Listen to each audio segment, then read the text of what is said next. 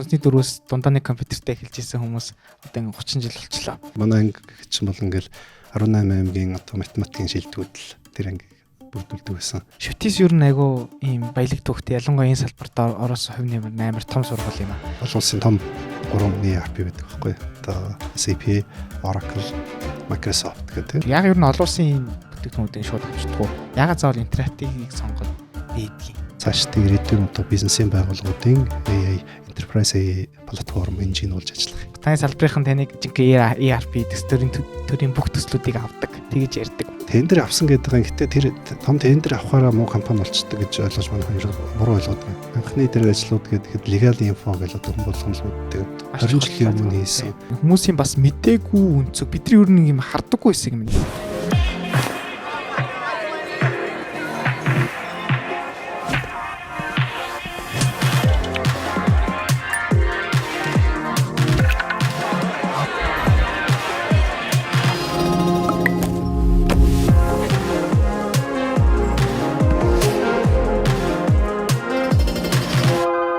Подкаст ивэнтгэгч Бономда баярлалаа. Боном нь Монгол улсад Apple Pay, Google Pay-г нэвтрүүлэгч, цор ганц төлбөрийн үйлчилгээ үзүүлэгч байгууллага юм. Одооноос эхлэн Apple болон Android утас хэрэглэгчид төлбөр тооцоогоо илүү хялбар, хурдан, найдвартай хийх боломжтой боллоо. За сайн байцгаана сонсогчдоо, та бүхэнд энэ өдрийн мэндийг хүргэнүүдийг подкастын маань 30 дахь дугаар эхлэхэд бэлэн болсон байна. Тэгээд энэ удаагийн дугаараар ер нь Монголын мэдээллийн технологийн салбарын ууган компаниудын нэг энэ жил бүр 30 жилийнх нь ойн тохиож байгаа интерактив компани хамтран үүсгэн байгуулагч Ууган Баяр захирал хүрэлцэн ирсэн байна. За урилга хүлээж авч орж ирж байгаа тэнд маш их баярлалаа. За та бүхэнд ч баяр.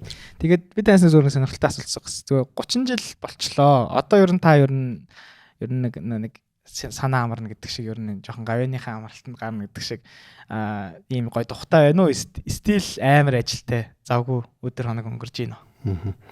Тийм ч нөө IT технологийн салбар өөрөө мэдэн шүү дээ. Технологи бол одоо ингээд сүүлийн үед бол ялангуяа одоо бол нь бол жилээр ингээд өөрчлөлттэй явдаг байсан бол одоо бол ер нь сараар өөрчлөгддөг, өдрөөч өөрчлөгддөг болсон. Тэгэхээр технологийн бизнесийн нэг хэцүү юм нь бол зогсож амарч одоо бусад салбарын одоо мундаг одоо хүмүүс шиг амрах тийм ирэх баг байхгүй байна л да. Гэтэ нөгөө талдаа бас яг энэ дэр суур одоо шийдэл тэр суур архитектурын асуудлуудаа бол залуучуудаа сургаад явах тэл талтаа бас илүү төлхөө ажил маш шилжиж байгаа. Мэдээллийн технологийн компани Монголд 30 жил болно гэдэг. Тэгээд таныг бол яг энэ салбарын яг өвжинэр гэх тий хуучин одоо нэлээд энэ салбарт удаж байгаа хүмүүс бол бүр таныг нэлээд андахгүй. Манай үзэгчид бол ер нь харьцангуй шин залуу үеийнхэн баг. Та ялангуяа нэлээд хөшигний ард байдаг. Медиагаар цөөхөн гардаг хүмүүсийн нэг. Тэгээд хойлоо яриагаа ер нь анх та яагаад ер нь энэ технологийн салбарт яаж орж ив? Тэгээд яагаад энэ салбарыг сонгож одоо мэргэжил эзэмшиж суралцах болов гэдгээс яриагаа эхэлье. 10 шилдэгнээс чинь дөнгөж одоо бид нэг 9 дугаар ангид орж байгаа хичээл анх персонал компьютер бас нэг тийм лаборатори нэгдээд манай 10 жилийн сургууль дээр тэгээд тэр нэг 5-6 компьютертэй нэг юм танхим нэгдээд энд анх нөгөө математикийн одоо гүнзгийрүүлсэнд байдаг хэдэн хүмүүсттэй бас юм онцгой ирэх өгөөд энэ дээр одоо та нарт компьютер гэж юм байд юм танилццгаа гэдэг анх одоо тэгээд хэлжсэн. Тэгээд тэнд 9 дугаар ангиас эхлээд тэр компьютерууд дээр суугаад бас нэг анхны тэр GVBS гэдэг тухайд нэг анхны хэл үүсэн. Тэр хэл дээр бас манай сургууль дээрс багш нар очиж заагаад тэгэл ер нь эн чинь нөгөө код гэж юм байд юм байна. Дээр нөгөө математикийн хөгтөд учраас бас тэн дээр ингээд тодорхой логик хийж үзэх анхны програмчлалын зарим хөнгөн бодлогоодыг бодож үзэх замаар ер нь тэгэл сүүлдээ тэнд баргон жинжүүл ингээл байж байгаа нэг 9 дугаар ангитай. Тэгээд ерөөсөө яг тэрлэг бол бүр ингээд дэлбэрт ямар ч дэргэлт боцсдоггүйгээр ороод тэгэл их сургууль тэгэл явцсан л та. Зүг. Тэр үед ер нь таны тэр үед одоо 10 жил хөгтөд тэр сургууль дээр тийм компьютертэй байх тохиолдол өөрөө маш бага өстэй тий. Тэгээд ер нь их ховчтой тий. Одоо нэг миний бас сонсч ирсэн нөгөө нэг Bill Gates бас нөгөө нэг 10 жилтэй байхдаа сургуулийн компьютертэй байсан гэ. Тэгээд тэнд Америкт бол тийм яг компьютертэй тийм сургууль байх нь өөрөө бараг 1% тохиох. Тэгээд маш хацтай тий. Bill Gates суудаг бас айгу ховор тохиол. Тэгээд тэгжиж тэр тэнд тийм болоог бол одоогийн Microsoft Bill Gates гаргаж ирээч үгүй ч үү гэдэг юм ярьсан шүү дээ. Компьютер бол маш олон хүний амьдралыг өөрчилсөн гэж. Тэгээд яг их сургуульд орлоо. За та аль сургуульд юу н оров. Тэгээд мэргэжил нь бас тухайд яг тийм тренинг байсан уу? Одоо энэ софтвер инженерүүд те UX UI дизайнерууд ингэж хайптай болж байгаа шиг. Тухайд таны тэр мэргэжил яг Монголд их тийм гоё тренинг мэргэжил байсан уу? Гэхдээ ер нь байлгүй яг нэг 90 онд төгссөн. Тэгээд нэг компьютер одоо яг Катемс арай байгуулагдаагүй шүтист бид нас нэг тухайд конкурстэд мэдээлэл удирдлагын мэдээллийн систем билүү автоматжуулсан систем ч нэг юм анги байсан. Тэгээд тэрийг юусан хамгийн ихэнд орсон тэгэл хотод нэг л хуваар байсан. Алдсан. Тэгээд бүх 18 аймагаас ч дандаа нэг номерын хүүхдүүд нь тэр ангийг аваад тий нэг одоо анги манай анги гэх чинь бол ингээл 18 аймгийн одоо математикийн шилдэгүүд л тэр ангийг бүрдүүлдэг байсан. Тэгээд би нөгөө тэр код бичээд 10 жилдээ тэр чинь өөрхөн код мод бичдэг болсон. Бүр ингээд яаж хийж байгаа л одоо шүтээс энэ ангид орно гэд тэгээд нэг чинь 10 хэд тийшээ орсон. Тэгээд барилгын инженери анги аваад. Тэгээд эхний жил нь барилгын инженери ангид оронгоо нөгөө чинь ерөнхий эрдэм үздэг учраас бүгд ижлэг. Гэхдээ нөгөө тэнд компьютерийн лаборатори багш нартай очиж танилцал би одоо ийм сонирхолтой юм хийдэм ингээ үзүүлэл нэг жил үндсэнтэй тэгж явж хагаад тэгээд 2 дугаар курсээс тэр чинь нөгөө зарим хүмүүс нь гадагшаа яваа зарим нь орж гараад бас ингээ нөгөө шилжих боломж хүсэлт тавихаар нэг шалгалтын тэр аваад энэ үнэхээр одоо нэг код мод гэдэг нөхөр байна гэдэл тэр зөвшөөрөд тухайд програм хэмжээнд орчихсон. Шүтис ер нь айгу ийм баялаг төвхтэй ялангуяа энэ салбарт ороосон хувь нэмэр амар том сургууль юм а. Ялангуяа одоо би ингээд 30 дахь жишээнтэйгоо тантай ингээ ярьж байна. Бараг нийт зочдын 85% шүтээсийн Катемсийг төгссөн хүмүүс байна. Тэнгүүд та одоо эргээд харахад тантай хамт одоо энэ салбарт яг адилхан төгсөөд яг одоо энэ салбартаа ажиллаж байгаа одоогийн хүмүүс ер нь байгаа юу? Эсвэл ер нь бүгд өөр салбар руу орсон байна уу? Та гоё дурдаад хэлвэл ер нь ямархан хүмүүс тантай хамт ер нь тухай суралцж байна. Гэхдээ яг тэр чинь юу шүтэст ороод 93 онд үлээ нөгөө Катемс байгуулагдаад тэгээд нөгөө төв байрнасаа сансрын Катемсгаа тэр зэнхэр байш офсер сургууль руу шилжиж байсан. Тэгээд тухайн үед бол манай ингэдэг нэг 20 хүүхэдтэй тэгээд бүгд л нөгөө юу юунаас одоо аймаг орон нутгуудаас ирсэн шилдэг одоо математикч залуучууд хүүхдүүд байсан. Тэгээ одоо тэгээд төгсгöd бол бас нөх олуулаад төгссөн бас тэр чинь баг 3-4 хүүхэд нь ягаад нэг 20 хүүхэд бас төгссөн. Тэгээд одоо бол мэдээж манай нөгөө хамт биднес чинь 2007 8 оны үед нэг компани 2 салж ирсэн. Тэгээд ер нь интерактив ч анх байгуулахдаа манай энэ компьютерийн одоо биднес нөгөө компьютерийн софтвер инженеринг тэр заадаг байсан гам болдог ш. Гэдэг одоо Unity-ийн бас дууцын дарга байдаг шүү дээ. Тэгээд интерактивын одоо бас нэг амжилтын үндэс чинь бол манай тэр багш манай ангийн нэг 3-4 хүүхдийг нэгтгэхэд цуглуулад биднес чинь төгссөний дараа би нэг Монгол банкнд нэг жил лагс орчим ажилласан. Тэгж яхад аль хөрөө тэр энэ тийм програм бичиж бас юм компани байгуулж болно гэд тэгэл одоо энэ компани хэлжсэн тий. За одоо тэгвэл тухайн одоо 90-ад оны яг тэр шүтээсийн төгсөгчдөл одоо ер нь яг Монголын мэдээллийн технологийн салбарын ер нь яг ууган компаниудын ер нь гол хүмүүс ер нь болцсон байж тээ. Тэгээд төдийлэн яг бид нар нэг медиагаар нэг тэр хүмүүсийг харддаг болохоор маа залуу үеийн ялангуяа сайн мэдэхгүй байх шиг байна. Уул нь бол яг энэ салбарыг одоо яг ингээд суурин дээр амар том бацсахж байгаа томоохон компаниудын үүсгэн байгуулагчтай байгаа. За тэгвэл таны анхны ажлын гараа та сая Монгол банкнаас эхэлж исэн гэдэг чинь Монгол банкнд ер нь тухайд яг ямар яг мэргэжлэр ажиллаж юу эсвэл арай өөр байв уу? Тэгээд анх тухайд яг ажилд орж исэн сэтгэлдээсээ жоохон хуваалцсан. Юу Монгол банкнд мэргэжлэр 5 дугаар курст байх жил өвл нөгөө диплом бичдэг. Тэр дипломын үеэр Монгол банкны IT-ийн газрын дарга нь бас манай академийн багш байсан гантулга гэд багш маань тэнд очсон байсан.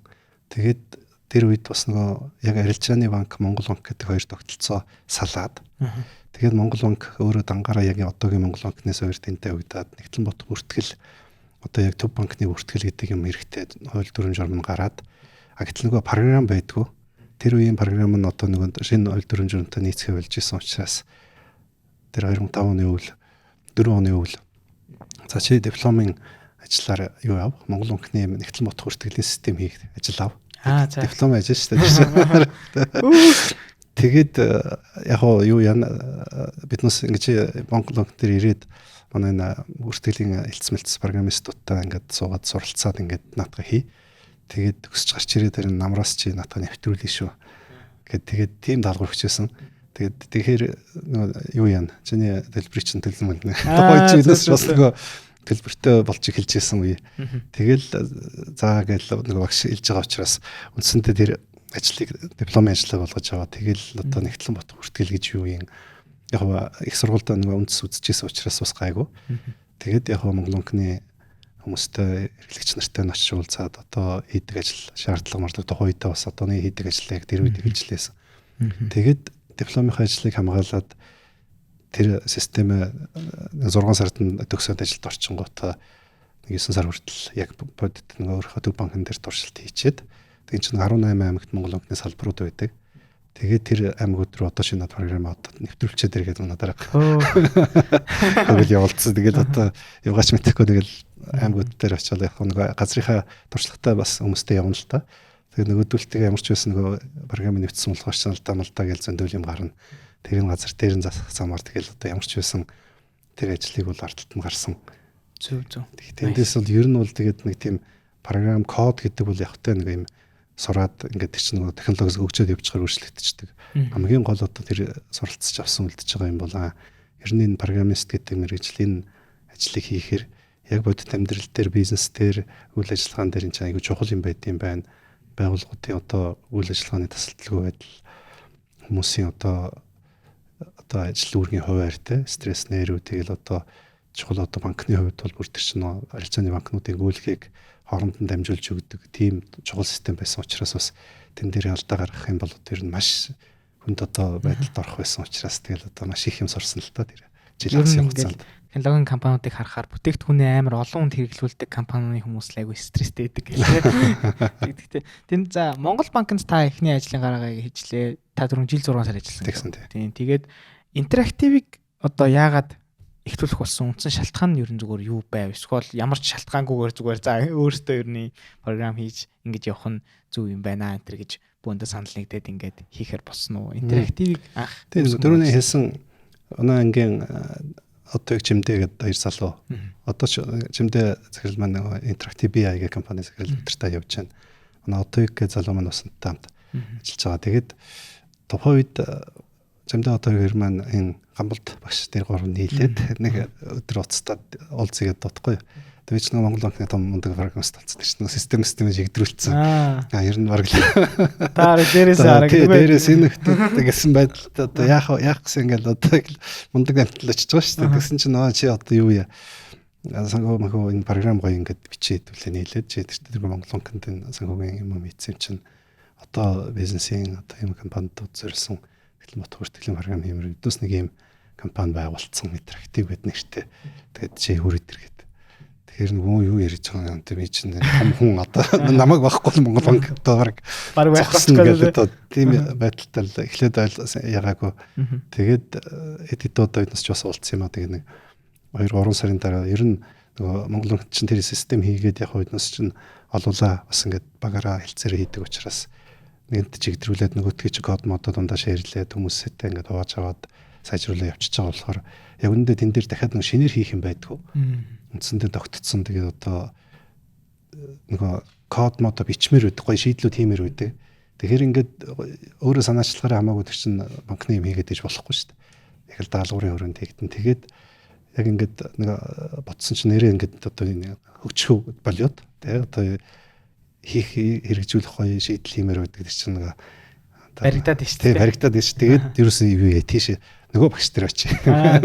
Тэгээд гомол төгш чиндээ одоо 2 дээр явж чад. Тэгэл интерактив руу бид бас нөгөө за тэгвэл аж ахуйн нэг чинь Нэгтлэн бот хүртгэлийн програм хий. Нэгдүгээр хоёрдугаарт нөгөө тэр үед чи яг нөгөө DOS-ийн үеэс Windows-ийн одоо ихний Windows 3.1 гэдэг эхэлж исэн. Тэгэхээр нөгөө Windows дээр програм бичнэ гэдэг бол одооний нэг AI дээр одоо програм гэдэг чинь нэг юм хайп үсэл тэн чи одоо Windows гэдэг нэг солиотой юм гараад ирлээ. Одоо биднээсийн бичдэг юмнууд бол хоцрогдчихлоо. Одоо тэгэл Windows-ийн шинэ хэлмэл гараад тэгэл тэр мэрийн судлаа гээд тэгээд тэр нэг сонирхолтой байгаад тэгэл эхэлжсэн да. Компьютер хэрэглээд явах тухайд хэр Монголд нэвтэрсэн байсан хүмүүс ер нь хэр ашигладаг байсан. Ер нь бол нэг ялангуяа одоо нэг банкуд бас бизнесийн байгууллагууд анхнээсээ тэр нэг 8086 286 энэ гэл тэгээ ямар ч байсан манай бизнесийн одоо олон жил болж байгаа манай томоохон худалдааны компаниуч бас тэр үед дөнгөж одоо шинээр үсгэгдсэн жижигхэн ч гэсэн тэр чинь бас нэг хөрхөн програм захиалаад энэ тэр авдаг байсан үйл дээ. Анхаарсан төсөн өсгөө ер нь жоохон төлрүүлээд хэлсэн тий. Аа зөв. Тэгэнгүүт одоо ингээд одоо та шууд ингээд тий яг нэг доктортой ингээд тий бас гайгүй одоо тий тогтцсон юм ажлын байрнаасаа шууд ингээд одоо тухайн үед стартап хийгээл явж ийн гэсэн үг шүү дээ. Тэнгүүд тийм одоо тухайн үеийн одоо яг тийм технологийн бизнесийн орчин нь өөрөө яг ямар байсан хүмүүс ер нь хэр ингэж яг ойлгодог байсан. Одоо л ингээл яг та ингээл нэг юм систем хийх гэж юм бол байгууллагууд бол харьцангуй ингээд яг технологийнхныгаа амар сайн сонсдог байсан. Тухайн үеийн та бизнесийн орчин болно ер нь тэр анх ингээд яг юугаач мэдэхгүй ингээд нэг гурлаа дөрвөлээ эхэлжсэн тэр үеийнхэн чаленжуудыг. Тэгээ нөгөө Монгол банкнд тусдаа өрөөмөрөтэй болсон амар азим байгаа шүү дээ. Монгол банк ч тухайн одоо хилтансаг одоо офстой одоогийнхоор бол тэ. Тэгээд байсан чинь нөгөө эд дээр яваад идсэн чинь нэг жижигхэн тэр адил толго гэдэг нэгчлээ тэр компани тэнд нэг жижигхэн өрөөнд нэг компьютер голдож тавьчихсан 3 нөхөр өгтөө. Хаана гэсэн боосон? Нөгөө толго техник гэдэг нөгөө дөрөвдүгээр хөсөлтгөө дөрөвдүгээр л хэлжээ. Тэгээ одоо гэрэл гээч муутай нэг юм юмд за би ч одоо юу хийж втэ. Яг аав ээж мэж бол тийч бас таг ягаас та чи одоо том улсын гоё том байв. Нөгөө дахиад нэг 2 жил ажиллаж бол байр өгнө гэсэн байгаа. Тэгэл одоо тийм гоё ажилласаа гараад одоо ингээд юу ч хүү боллоо та чи одоо гэж бахан тухайн үедээ зэмлж байгаа сүултээ заа чи өөрөө мэдгээл тэгжсэн. Тэгээд яг зөвхөн эхлээд ирсэн хийх ажил нь сонирхолтой болохоос тэр нөгөө одоо ч гэсэн тийм шүү дээ. Стартап хийж байгаа үед бол нэг тэр гоё анган одоо юм уу гэж бодох юм байхгүй. Илүү яаж нөгөө шийдэл хийх үгэл одоо улаарч исэн учраас тэгээд тийш чинь бол таах ч. Тэгэл ороод нөгөө компьютер дээр биднес чинь ээлжлээд код модоо хийдэг. Бас тэгж жаад нэг анхны ганц нэг борлуулалт хийгээд 2 компьютертэй 3 компьютертэй болоод тэгэл нэг ширээ сандал авах гэл ингээл яг л одоо стартап. Гэхдээ бүр тэр үед чинь гол нэг одооны стартапууд чинь бол бас жаргалтай шүү дээ. Бүх технологи, AI одоо интернет дээрээс түүл бүх юм бэлэн байна. Бүр тэр үед орон оруулагч одоо манай нийгмийн амьдрал чинь ямар байна те бас нэг аав ээж мэж ах トゥ нэр сайн нийтнэр яваад тэр чинь эхлүүлэхэд бол бас асуудалгүй шүү дээ. А тэр үед чинь бидэнд юу ч байхгүй юм чи яхаа. Тэгээд нөгөө хэрэглэгч байхгүй. Санхүүгийн програм гэхээр хүмүүс нь тэр чинь бол хэрэгэлдэг эдгээр нөгөө хэлжсэн боловч ойлгож тэр чинь авдаг мөнгө төлдөг хүмүүс өөхөн тийм л байлаа л та. Одоо ингээл технологийн салбарынхны ер нь би ингээ хардیں۔ Технологийн салбарын ялангуяа энэ хөгжүүлэгчдэр инженерүүдийг харахаар ингээд communication skill амар муу. Тэнгөт ингээл та түрүү хэлжсэн ингээл 3-4-өөр нийлээл нэг юм эхлэн бодох бүртгэлийн юм систем хийж эхлэв. Тэрийг борлуулах дээр ер нь хэр чаленжд тулгардаг байсан. Тийм. Ер нь техникийн салбарын ер нь инженерийн салбар тийм байх л гэж боддоо шүү дээ. Одоо миний хувьд ч гэсэн одоо баг ингээд ерөөс бүх цаг үед ингээд дотоод болон харилцагч нартайгаа ярихдаа нөгөө техникийн шийдлүүд архитектурын зураг диаграм тэр юм дандаа харж ярихгүй бол дандаа нөгөө ойлголтын зөрүү өсчдөг. Тэгээд тэр зөрүүнээс болоод арталт нь аягүй олон одоо эрсдлүүд бий болж байгаа учраас ядаж одоо би одоо ингээд нэг уулзалт техник зургаа заавал гаргаж ирж хэдүүл яг ойлголтоо нэгтгэе гэдэг байдал ингээд. Тэгэхээр нөгөө талдаа тэр чинь тэр зурггүй бол ярих юм аягүй хэцүү. Тэгээд нөгөө ярьж одоо тэгж ажил хийхэд бас тэр чинь нөгөө техникийн шийдлүүд төвхтэй байдаг учраас нийтлэг хандлага юм шиг байна. А зүгээр бизнес аливаа энэ нөгөө стартапууд дээр чинь нэг юм 2 төрлийн хүн байгаа шүү дээ. Нэг нь юм мэдээж нөгөө технологийн компани хувьд бол IT программист одоо архитект шийдлүүдээ хийдэг хүмүүс. Нөгөө талд нэг юм бизнес сэтгэлгээтэй зах зээлтэй. Тэрэн дээр манай шиндээ айгүй мундаг баггүй юу? Тэгээд тухайн үед нөгөө юутай бас энэ чинь нөгөө юутай бизнесийн нааш цаашаа явж маад гадаад татшаа явж маад ингээд ер нь банкнд он шиндээ чинь нөгөө юу хийдэг байсан. IT энтрийн хариуцаад энтер явдаг байсан бах санагтаад байна. Тэгээд нөгөө хүмүүстэй аягүй харьцдаг. Тэгээд тэр нөгөө юг нөхдөг байсан баг. Зүг. За ингээд одоо ингээ харахад 30 жил болчлоо. Хүнсний дөрвөөс дундаа нэг компьютертэй эхэлж исэн хүмүүс одоо ингээ 30 жил болчлоо. Тэгээд би ер нь ингээ харж байхад Монголын ер нь бүхий л та баг бүх банк тэгээд дээрээс нь Unitel, Mobicom гэл бидний мэдих бүх том компаниуд одоо танай компани үйлчлүүлэгч тэгээд зах зээл дээр ч гэсэн та түрүүн хэлсэтэй манайхыг нэг ERP систем хийдэг компани гэж хүмүүс бас бодоод байна гэж тэгчихсэн тий. Тэгээ ингээ 30 жилээ та эргээд өгнүүл та түрүүн ярьжсэн ингээ 10 жилээр бид нэр нь ингэж ахичээ гэдэг. Тэгээ юу ингээд энэ одоо технологийн компанид одоо технологийн компаниуд дээр чи ингэж яригдчих амьд байх нь амар чухал байдаг гэх те. Нөгөө юу 30 жил энэ интерактивыг амьд байлгуу. Энэ 10 жилүүдэд ер нь юу болов гэдгийг. Та эргээ гойд өгнө. Одоо 30 жилийн дараа гэдэг цаг хугацаа хурдан байна л да. Тэгээ эхний 10 жил ч угаасаа л ерөөсөө нон стоп нөгөө санхүүгийн програм бичнэ. Тэгээд яг хоо зүгээр санхүүгийн програм бичнэ гэдгийн ард талд нэг юм юу яваад байсан нь болохоор жоохон эргэлзээдсэн нэг зүйл нь болохоор нөгөө нэгтлэн бот бүртгэлийн одоо арга зүй юм бол хэврээ байгаа шүү дээ. Тэр ч одоо бүр хэдэн зуун жилээс яваад эхэлсэн арга зүй. Гэтэл нөгөө дундталт нь ингээд нөгөө DOS үж аваад Windows гарч ирлээ. Windows гарч ирснээр одоо зүгээр юу гарч ирсэн хэлний хувьд ч тэр те Visual Basic гэж хэлсэн .NET гэж одоо гараад ирлээ. Тэгснэ клиент сервер болвол SQL сервер мөрөв. Тэгээд сервергүй бол болохгүй гэл. Тэгэл ингээл ерөнхийдөө биднес нэг 2007 онд нөгөө манайч нөгөө 5 дугаар хувилбараа зах зээл дээр Diamond ERP гэж шийдэл танилцуулсан байхгүй. Тэгэхээр одоо тэр үед бол ингээд 20 жилийн өмнө гэсэн үг шүү дээ. Том технологийн ивент хийгээд манай IT парк дээр ингээд бизнес ярилцагчтай тухайн үед нэг агентлаг энэ төр байсан сайхан бэлэг дарга байсан. Тэгээд бахан тэр үеийн одоо шилэл технологид холбоотой хүмүүсийг уриал том технологи ивент хийжсэн. Гэхдээ тэнд нэг асуулт айгүй хүчтэй ер нь гарч ирсэн нь болохоор нөгөө технологи өөрчлөлт болгонд биднес тэр нөгөө санхүүгийн суур одоо шийдлүүдийг давтаж хийгээд байгаа байхгүй юу?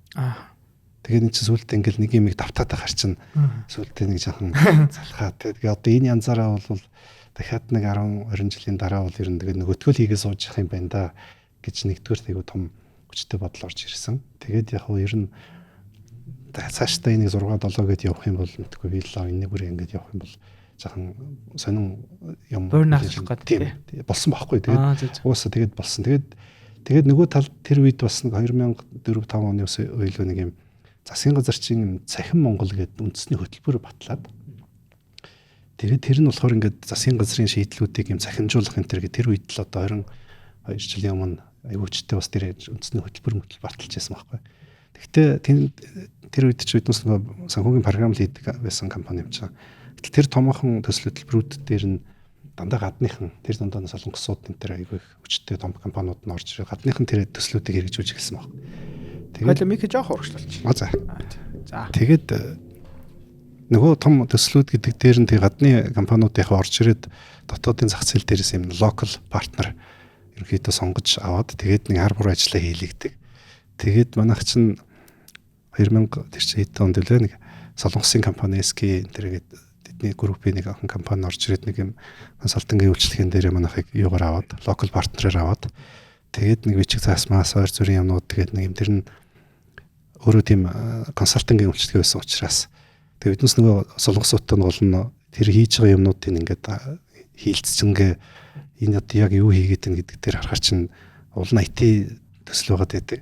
Тэгэхдээ тэр нь дандаа л юм хоорондын уялдаа холбоо шийдэл архитектур тэгэл баахан тийм юунууд байгаа байхгүй тодорхойлтууд энэ тэр тэгээ одоо яаж энэ IT болох юм бол та гэдэг.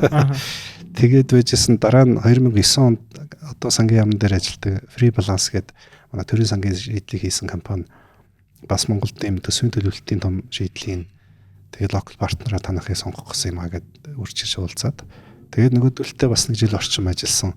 Тэгээд тэр бол эхний бүр нөгөө яг enterprise software-ийн төслөөсөн байхгүй. Тэгээд улсын хэмжээнд ийм том төсөв төлөвлөлт хийдэг процессууд дүрм журмууд тэгээд сангийн одоо төрлөөрийн зохицуултууд дэлхийн банкны төрчин төсөл байсан Канадад энэ тэхүүд энэ айгүй том баг байсан л та. Тэгээд нөгөө баг дотор нь оролцоод биднес бас нөгөө ажлаас нь хийлцэх судалгаанд нь оролцох тэгээд нөгөө шийдэл энтрийг ярихад нь бас ингээд Монголынхаа одоо тослон гүйцэтгэгчүүлээд ороод Канадад тэр очиж сургалтанд суугаад ингээд юмнууд хийгээ явсан. Тэгээд нэг юм ерөөс ойлгохгүй байсан нь софтверийн компани. Тэгээд би нөгөө софтвер хийцээ ирэх юм болоо ямар ч технологи дээр биднээс одоо аль хэсгийг хийх мэх юм бол гэл нэг удаа нэг төслийнхаа Монгол хариуцсан захирлаас нь шинэ софтверийнхаа уулзалтыг хийхлэхгүй юм уу? Зөндөө удчлаа гэсэн чинь би мэдхгүй ямар хүмүүстэй уулзмаар байгаа юм гэхээр яахтар ингээл кодоо тэр чинь яах вэ тэгэл ийшээ мэшээ гэсэн мэдхгүй тэрийг тэгээд манай чи энтхийн салбарын тэр хүмүүс хариуцсан хүмүүстэй ярьчвал чамд сонирхолтой гэвэл тийшээ ярихгүй л гэхгүй. Тэгээд энэ чинь софтверийн төсөл хэрэгжүүлж байгаа энэ чинь кодоо ярихгүй баахан судалгаа процесс яриад суугаад байгаа ингээд тэгээ харин зүгээр тэндээс эхлээд нөгөө батал юу бол бүр баталгаажсан нөгөө нэг жоохон яагаад энэ 5 удаа юм хийгээд байна гэдэг юм байна. гадныхан тэрийг хийхээр нөгөө биднээсээ хийдгээс шал өөрөөр. Тэгээ баахан бизнес анализ, процесс спек, functional spec энэ төр гэл юм бичээл тэрэн дээрээ л дөрвөн журам гэл бол.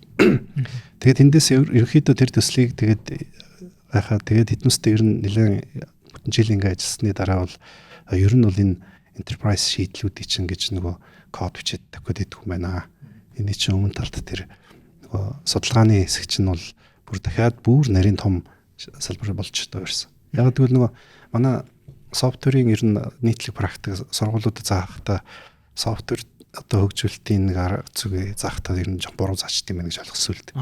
Яасан гэхээр нөгөө хэрэглэгчийн шаардлага судлал requirement analysis гэдэг юм яарлыг хэлцдэг байхгүй. Шууд тэргээр. Тий. Тэгэл хэрэгчлэгчээс очиад бичиж аваад тэгэл ингээл юу хүсэж байгааг нь бичээ. Тэгээ тэрийг ирээд софтвер архитектур одоо компонентуудаа зураад ингээд тэгээд кодод бичиж бүтээгдэхүүн болгоно гэдэг скол сургуулаараа өмөөчсөн. Гэтэл тэнд очиод биднээс юу нэгэл тэгж л явсан л тэр нь бодит энэ дээрээс л яг ингээл хэрэглэгчээс асуугаал яах юм ингэт юм аа ингээд.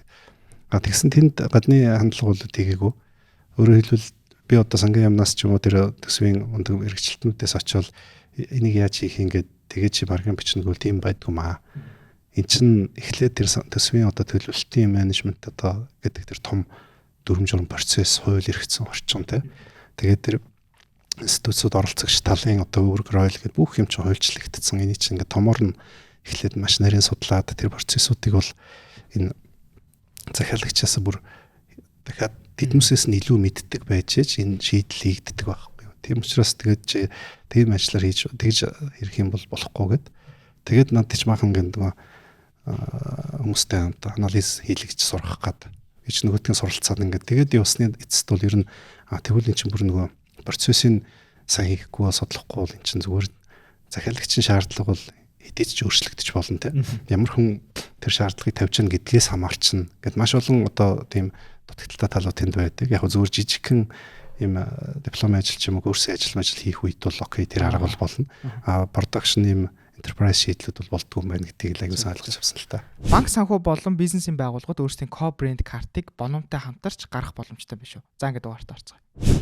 Тэгээд эхний 10 жил та яг тэрийг хийгээд явлаа. Дараагийн 10 жилд нь болохоор та яг энэ саний ярьсан зүйлээ ойлгоод ер нь энэ чиглэлээр би ер нь дараагийнх юмнуудыг хийх ёстой байна гэдгээ ойлгоод хөгжүүлэлтүүд бүтээгдэхүүнүүдээ гаргаад байгууллагуудтайгаа ажиллаад явсан уу? Яг дараагийн 10 жил нь 2007 онд тэгээд ерөнхийдөө энийг компани ажиллаж байгаа тэр нэг захим одоо Монгол гээд төслийнх нь одоо үндэсний хөтөлбөрийн хүрээнд тэр гадныхантай бахан ажиллахгүй experience хийгээд тэгээд тэрэн дээр чинь нөгөө том төслүүд дээр чинь угаасаа нөгөө дотоодын IT-ийн компаниудын шаардлагууд хангахгүй шүү дээ чинь.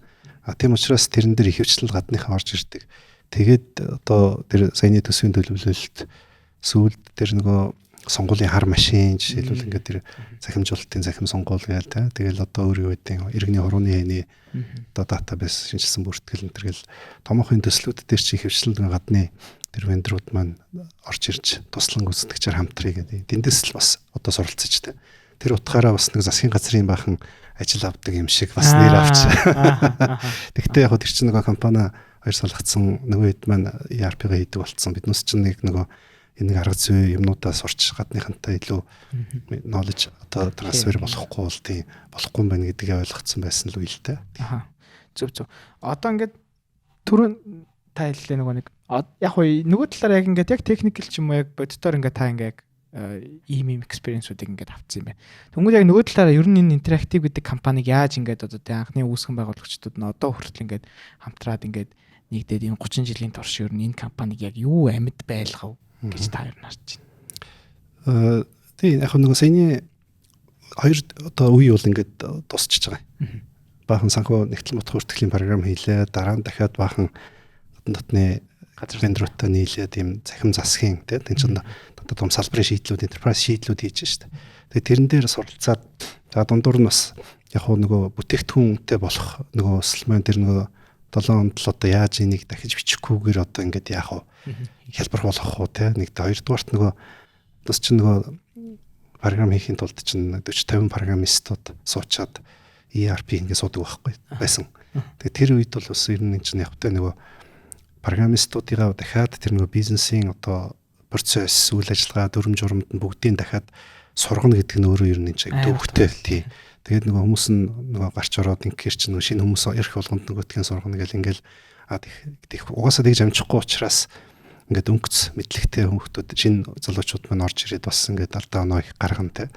Тэгээ ерөнхийдөө энэ маань нөгөө болохгүй нэг тийм ер нь болохгүй модель байна гэдгийг бол ойлгоод байсан.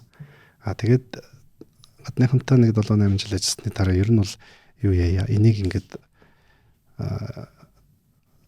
уламжлалт аргаар биш нэг юм өөр шинэ аргаар хий. Тэр нь Мехтэл мот хүртгэлийнхаа тэр дүрм журм стандартууд, процессууд, тэр тайлан мэдээ юмнуудыг нэм зүгээр Excel-ийн загварууд хийж байгаа юм шигээр ингээд загварчилж байгаад хийхгүй бол энэ болохгүй юм байна гэд. Тэгээ ерөнхий нөгөө нэг олон одоо нэг төслүүд, олон бүтээгдэхүүн хийхэд чинь ингээл аягүй их тийм revoke хийгдэл duplicate хийдэл ингээл нэг функцийг copy-дж тавьж байгаа л нөгөөтгийн жоохон нэрийн солиол засаал ингээл нөгөө төсөл мөслийгдэж ер нь бол ингээд сүултээ тэрнээс бас залхчихж байгаа байхгүй.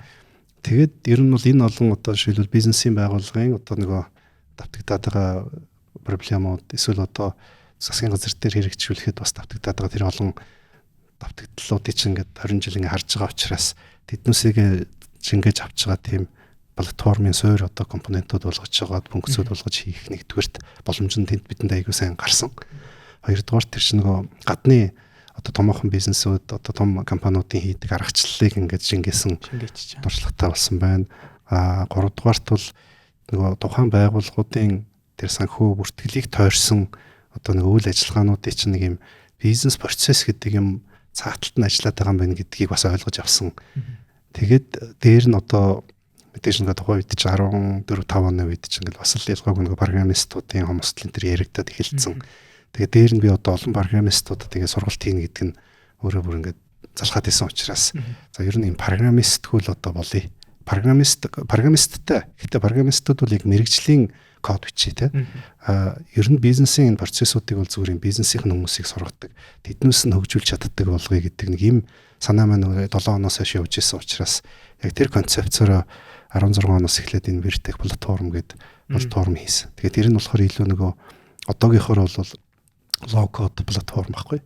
Тэгээд тэр дээр ийм бизнес процессуудыг байгууллагын дүрм журмыг загварчилдаг нэг ийм шийдэл хийгээд тэгээд тэрийг одоо дээдлэлт нь нөгөө бизнесийн чиглэлийн бүртгэлийн чиглэлийн ч юм уу тийм залуучуудыг сургаад тэр хэдээр нөгөө ERP-га хийлгүүлэхгүй юу? Зөв. Өмнө нь болохоор та нөгөө нэг яг тэр нэг асуудал дээр яг ажиллаж байгаа хүмүүсийн асуудлыг шийдэхин тулд эхлээд программистаа сургах ажилттай болдог гэсэн бол одоо яг тэр хүнийг нь авчираад тэнд суулгахад тэр хүн тэр өөрийнхөө бизнестэй гарч байгаа асуудлуудыг өөрөө загварчлах нөхцөлийг та бүрдүүлж өгч байна. Өөрөөр хэлбэл тэр нэг одоо маань одоо санхүүгийн хүнд бол би санхүү заах шаардлагагүй байхгүй юу? Харин санхүүгийн хүнд нэг юм богино хэмжээний те одоо нэг үсрээд нэг сарын дотор тэр платформ ашиглах сургалтыг бол хинт ч хийчихдэг. Тэр чинь зүгээр мэрэгжлийн хүнд байтугай Нас 16 оноос эхлээд тэр шийдлүүдэд нэр нийцлээд эхний хувилбарууд нэг 17-8 оны үед гарсан гэхээр тэрнээс хойш ковидын үеэр дамжуулаад ерөнхийдөө бол тэр сургалтыг тэрэн дээр ажилладаг сургалтуудыг бүр ихтэй сургуулиуд 10 жилийн хүүхдүүдэд хүртэл хийгээд эхэлсэн байхгүй. Тэгэхээр ерөнхийдөө бол ингээд одоо манай тэр Vertex гэдэг компани дээр байгаа ERP гэдэг маш том шийдэл чинь бол тийм программист байхгүй компани байхгүй. Дандаа мэргэжлийн зүгээр дамын мэдээж мэдээллийн систем суурьтай ч юм уу те. Эсвэл одоо санхүүгийн хүний нөөцийн зарим цэргийн ч юм уу янз янзын мэргэжилтэй залуучууд энд ингээд гэтээ тэднээс бол яг нөгөө бизнесийн үйл ажиллагааны процессуудыг яг олон улсын стандартын дагуу одоо гаргаад өгсөн баримтчгуудын дагуу тэрийг загварчлаа сууж идэх тийм л ажил хийж байгаа. Одоо манай сонсогчдод зүгээр ойлгохгүйж магадгүй зүгээр шууд ингээл те нэг яг программист байхаа боллоо зүгээр шууд яг ажилтг хүн өөрөө ирээд өөрийнхөө системүүдийг өөрсдийнхөө яг ингээ хэрэгцээ шаардлагыг загварчлаа гэхээр одоо нэг юм клауд руу ингээл ийм хийгээд өгөө шингүүд нөгөөдгөн шууд баг веб хийж өгөө гаргадаг шиг юм тэгж төсөөлөх юм уу эсвэл яг та одоо тэр хүний өдөр тутмын тэр өөрийнхөө юуг загварчилж байгаа тэр ингээ процесс яаж явдаг гэдгийг та зүгээр гой тавчаар яг ийм visualize хийхэд нь тэг яг нөгөө одоо зүгээр инженер бол нэг юм яг нэг юм ялангуяа enterprise шийдлүүд дээр ERP дээр нэг одоо юу гэдэг нь борлуулалтын захиалга авдаг нэг процесс байна шүү дээ. Тэр бол ингээд нэг компанид таарч байгаа процесс нөгөө компанид яг адилхан гэсэн үг бол биш. Дандаа нэг жоохон юмараа ялгаатай ингээд онцлогоос хамаарат. Тэгэхээр нөгөө ERP дээр чинь програм бичгээр нэг юм цонх хийчихэд процесс хийчихэд тэрийг ингээд бүгдэнд нь ашиглуулах гэхээр дандаа аюул customization орно шүү дээ. Тэгэхээр тэр customization-ыг жишээлбэл ингээд vendor хийх гэж оролдох юм бол тэр зүйлд ачаалал дийлэхгүй шүү дээ.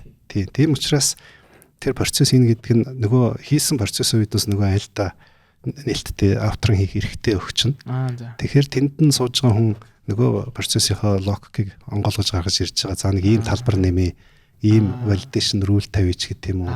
Ингээд тэрийгэ зүгээр энгийн те Excel дээр ингээд юм хийж байгаа юм шиг ийгээ хадгалчихаар нөгөө low code гэдгийн доотлолтод нөгөө платформ маань тэр логикийг програм болго гаргацдаг байхгүй.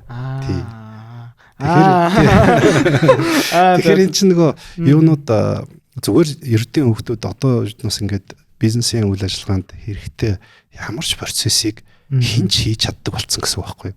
Гэхдээ эн чинь одоо 10 жилийн өмнөөс ийм одоо тогтолцоороо шилжүүлээд тэгээд энийг буцаагаад нөгөө манай дөрөнд дурддаг манай корпоратив том байгууллагууд байна шүү дээ. Ихэнх одоо банкуд, операторууд, манай хүнсний том компани Tesco, Greench гэдэг юм одоо энэ компаниудын шаардлагат бүгдэнд нь ийм citizen developer гэдэг нэртэй ийм мэрэгчлэлтэй тийм залуучууд бий болцсон. Тэр хүмүүс нөгөө компанийхаа дижитал шилжилтийг ерөнхийдөө төвчээлээд тэрэн дээр процессуудыг ингээд customize хийгээд шинээр тэнд чинь шинээр бүтээгдэхүүн үсгэж байгаа. Хөгжүүлэлтүүд хийгдээд ингээд явдаг болсон байхгүй. Nice. Одоо 30 жил болчлаа. 30 жилийн 9 сард болно гэж тайлж байсан тийм. Ер нь одоо энэ дээр ингээд нэг тантай ингээд яг подкаст юм ярилцж байгаа нэг томоохон ивент хийн гэж төлөвлөж ийсэн. Одоо ингээд цаашдын ер нь интерактивын ер нь харж байгаа зүйл юу байна? Одоо энэ би таны би бодгдсон байгаа энэ системээ илүү сайн хөгжүүлэх үү эсвэл арай өөр чиглэл рүү орох уу? Тэгээ бас ер нь хүмүүсийн мэдэхгүй байгаа энээс гадна ер нь интерактив бас өөр юу хийдیں۔ Тэр. Яг ерөнхийдөө чинь 30 жил гэдэг маань яг мэдээж дөрөвний дурдсан үечлэлээр 3 хуваагаад үсэх юм бол сүүлийн 10 жил бол үндсэндээ л яг ийм бизнес процессын менежмент, execution, modeling тэрийг анализ хийгээд перформансыг одоо жишээлбэл яаж бүтээмжийг нэмэгдүүлэх үү, яаж ийм олноороо тий одоо манай харилцагч байгууллагуудын биднес одоо хөгжүүлэгч нартайгаа жил болгон ингээд annual event summit хийгээд энэ жил 3 дахь жилээ биднес 30 жилийн хойтой хамтдаад 9 сарын 25 даар хийчих гэж байгаа.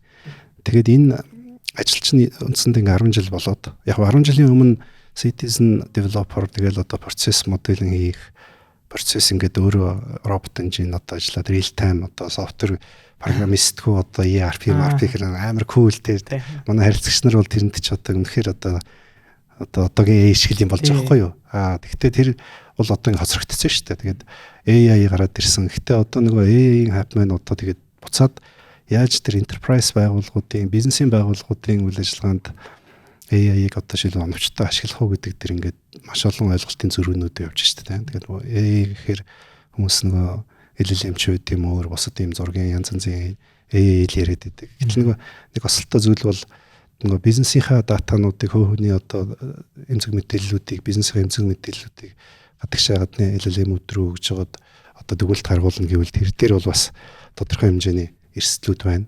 Нэг хоёрдугаарт бас тэрийг ингээд дандаа тэгж явуулах бас боломжгүй. Ягаад гэвэл ялангуяа бизнесийн байгууллагын дотоод үйл ажиллагааны датанууд бол real time ингээд цуглаж яадаг. Нөгөө ERP-гаар дамжаад цуглараад big data үсгэж яадаг. Тэгэхээр тэр датануудыг яг real time одоо LLM-ээр одоо шинжилгээ хийлгээ зөвлөвлөнө гэдэг бол аюул төвхтэй.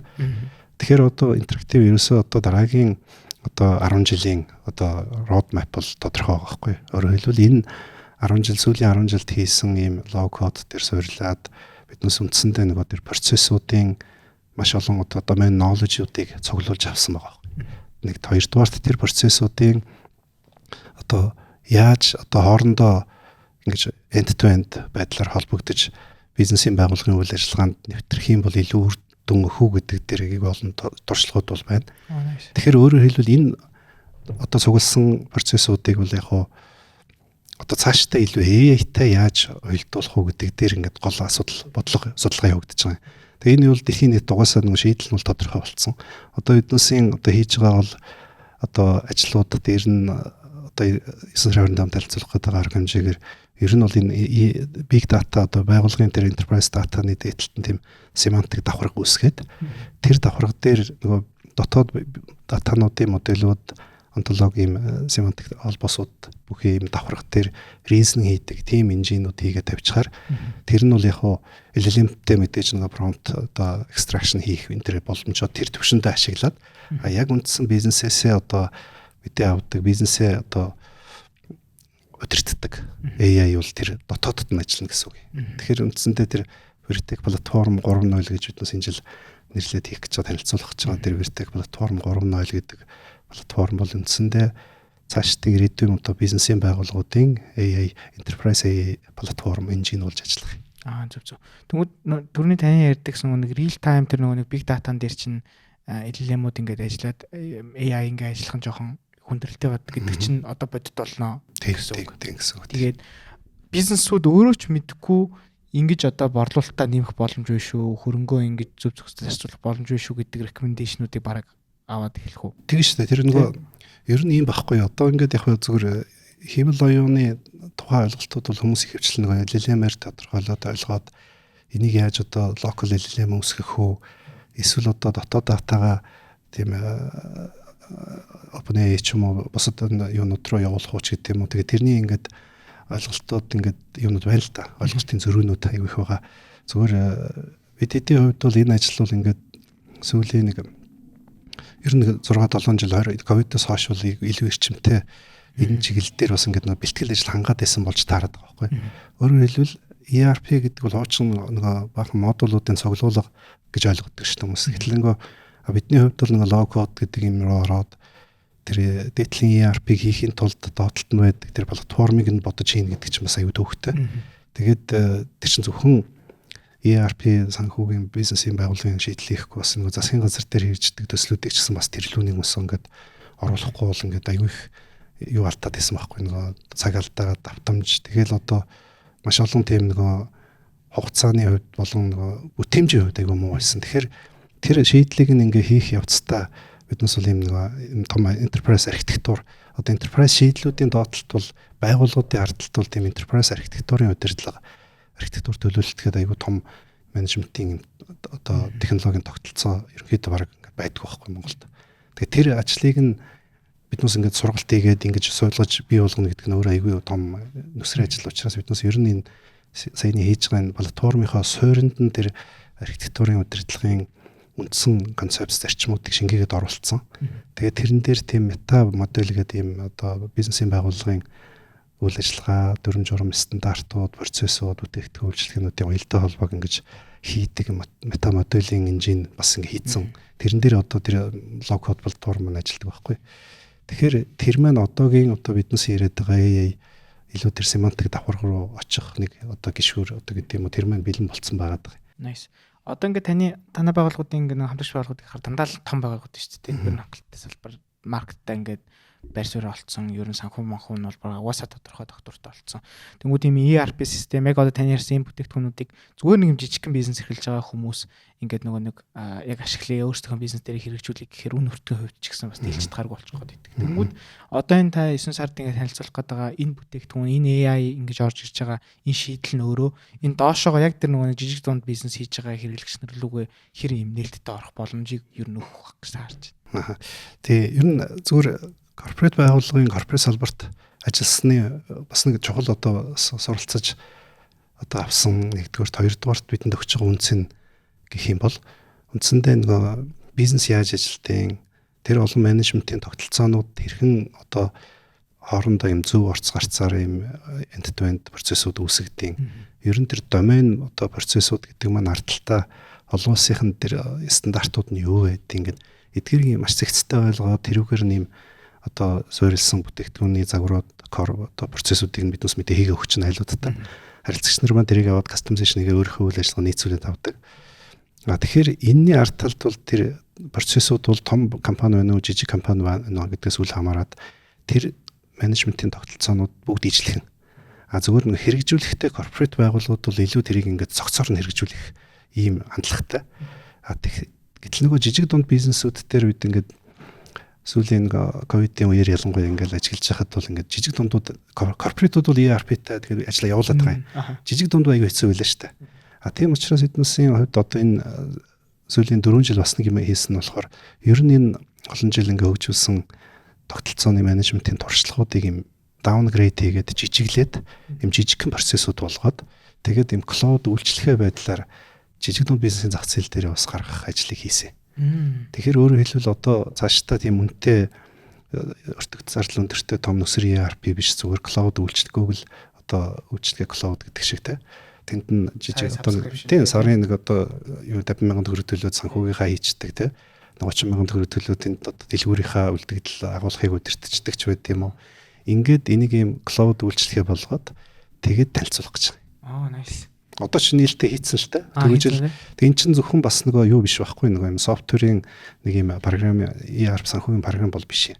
Өөрөөр хэлбэл тэр нөгөө олон жил ингээд нөгөө бизнесийн том корпорат байгууллагуудын шилдэг туршлагуудыг чинь үйлчлэгээ гаргачихж байгаа учраас одоо цаашдаа бол тэр манай энэ тогтолцоо руу ороод ингээд явхаар жишээлбэл жижиг дунд бизнесүүдэд худалдаа борлуулалтаа хийх, гэрээгээ байгуулах ч гэдэг юм уу, агуулгаа удирдах, мөнгө авалгаа удирдах энэ бүх үйл ажиллагаанд нөгөө шилдэг туршлагууд маань шууд бэлэн нөгөөдүүлээ нэг стандартаас эхлүүлэх боломжийг нь бас олгоод өгч байгаа. Nice. Тэгвэл одоо баг яг жижиг дундын хувьдаа гэр бүлийн бизнес ч юм уу те хийдэг хүмүүс маань бол интерактив гаргаж байгаа тэр үйлчлэгийг одоо сонирхоод үзүүлсэн агуу сонирхолтой юм байна. Тийм. Тэгээд би түрүү нэг юм гайхсан зүгээр. Та түрүү ингээсэн олон улсад ингээд трендний удаас Монголд одоо ингээд яаж ийн хийгдэж байна гэдэг. Тэгээд бид нар бас ингээд олон улсын туршлагаас оролцож байна гэдэг. Тэнгүүд одоо өгдөг чинь томоохон групп компани, корпорат компаниуд яагаад энийг олон улсаас нь шууд ингээд аваач ч юм уу те. Ингээд тэр олон улсын компаниудад хамтраад хийчүүл илүү хурдан цаг хэмнэх ажил байсан юм шиг. Яг ер нь олон улсын бүтээгдэхүүнүүдийг шууд авчдаггүй. Яагаад заавал интерактивыг сонгоод бийдгийг. Яг нэг том enterprise шийдлүүд бол ингээд ерөөсөө том тоглогчд бол одоо олон улсын том 3 ERP байдаг байхгүй. Одоо SAP, Oracle, Microsoft гэдэг нэг одоо бүгд манай дээр ихэнх төлөөлөгчтэй. Одоо манай дээр өрсөлдөөн бол ингээд гадны дээр нөхдөдтэй л одоо болж байна шүү дээ. Тэгэхээр мэдээж энэ дээр бол өрсөлдөөн байгаа. Мэдээж одоо гадны шийдлүүдийг аваад ашиглаж байгаа компаниуд зөндөө л байгаа. Гол нь нөгөө тухайн байгууллага маань өөртөө одоо ямар вижн одоо стратегтэй аль салбарт бизнесийн үйл ажиллагаа явуулж байгаа гэдгээс хамаарат зарим кейс төр бол одоо юу гэдэг SAP сайн, зарим бизнесийн салбарт Oracle-ийнх сайн байдаг, зарим дээр Microsoft сайн байдаг ч гэдэг юм уу. Тэгтээ бол мэдээж яг дотоодын орон зай, дотоодын бизнесүүд төр бол гадны шийдлүүдийг ашиглахын тулд бас тодорхой хэмжээний хүндрэлүүд бий болдог те. Тэгэхээр нөгөө хил усны асуудал байна, дүрм журам, манайх шиг юм нөгөө бизнесийн бас юм маш жижигхэн зах зээл дээр айгүй төвөгтэй ажиллаж штэ өрсөлдөөн ихтэй. Тэгээд юм яг олон улсын стандартыг дагах гэхээр айгүй процессын хувьд нүсэр болох гээд байдаг. Тэгэхээр тэр чинь зарим нь шорткат хийн, зарим нь монголчлан. Тэгэхээр нэг гадны тийм шийдлүүд одоо тэгж кастомайз хийхэд үнэтэй болно те. Хоёрдугаарт бас гадны бүр одоо ERP гэдэг үнгүүч ERP байгаа шүү дээ. Бараг манай Монголд бараг 20 компани байна уу? Тэр одоо ERP-г кастомайз хийгээд борлуулдаг. Тэгэхээр одоо ерөнхийдөө бас ингээд нэг талаасаа биднээс бас энэ зах зээл дээр бас жоохон хариуцлагатай байхгүй бол хэсэг хугацааны дараа энэ зах зээлийг биднээс гадныханд ер нь бол алдахад ойрхон л байна гэж харж байгаа. Тэг яг хоо эцсийн дүндээ тэгэл яг монгол хүнтэйгээ асуудал ярилцахаар шал өөр л дөө те. Нэг юм манай компани дээр яг энэ ингээд болохгүй байна. Яг хоо юуны хувьд тийм enterprise шийдлийн хувьд бас арай асуудал өөр хэдийгээр монголоор хоорондоо яриад байгаа ч гэсэн ард талын тэр нөгөө шийдэл процесс гэдэг юм чинь мэргэжлийн байхгүй бол тэгээд яг найз манд орж болохгүй тий. Хичнээн найзаар одоо хоёулаа найзлаад одоо мөнгө аваад би танаа дээр програм бичиж өгөөд орё ч гэсэн тэр чинь урт хугацаанд юу биш болоо өрчдөг найз биш болоо хоорондоо модалцдаг тий. Та бүр яг тэрнээс залхацсан байна тий. Одоо нэг технологийн компаниуд яг тэгдэг тий нэг юм айгүй олон клиенттэй тэгвэл клиентийнх дээр нь яг нэг юм кастом асуудал гараад ирэнгүүт за нэг софтвер инженер авчиж ч юм уу тий. Эсвэл дахиад нэг софтвер инженер хэрэн дээр нь даалгаад өгчий гээл тий. Одоо сүүлдээ тэр чинь нэг бүр сүүлдээ байдал хүндрээд маа та нар өөрсдөө ингээ код авчих бүр код өгчий. Йоо. Тэнгүү та тэрийг бараг аль 20 жилийн өмнөөс бараг хараад стресстэй тэрнээс бүр залхаад burnout болоод одоогийн юмнууд ороод ирчих шүү дээ. Тэгээд би танаас нэг яг ярьсан хэсгээс нь ер нь бол ингээд код бичих нь бол нэг тийм амар эцсийн тэр яг кодч бүтээгдэхүүн гаргах нэг чухал биш. Яг энэ тэрнээс өмнөх энэ цаасан дээрх тэр схем ард нь юу болох юм?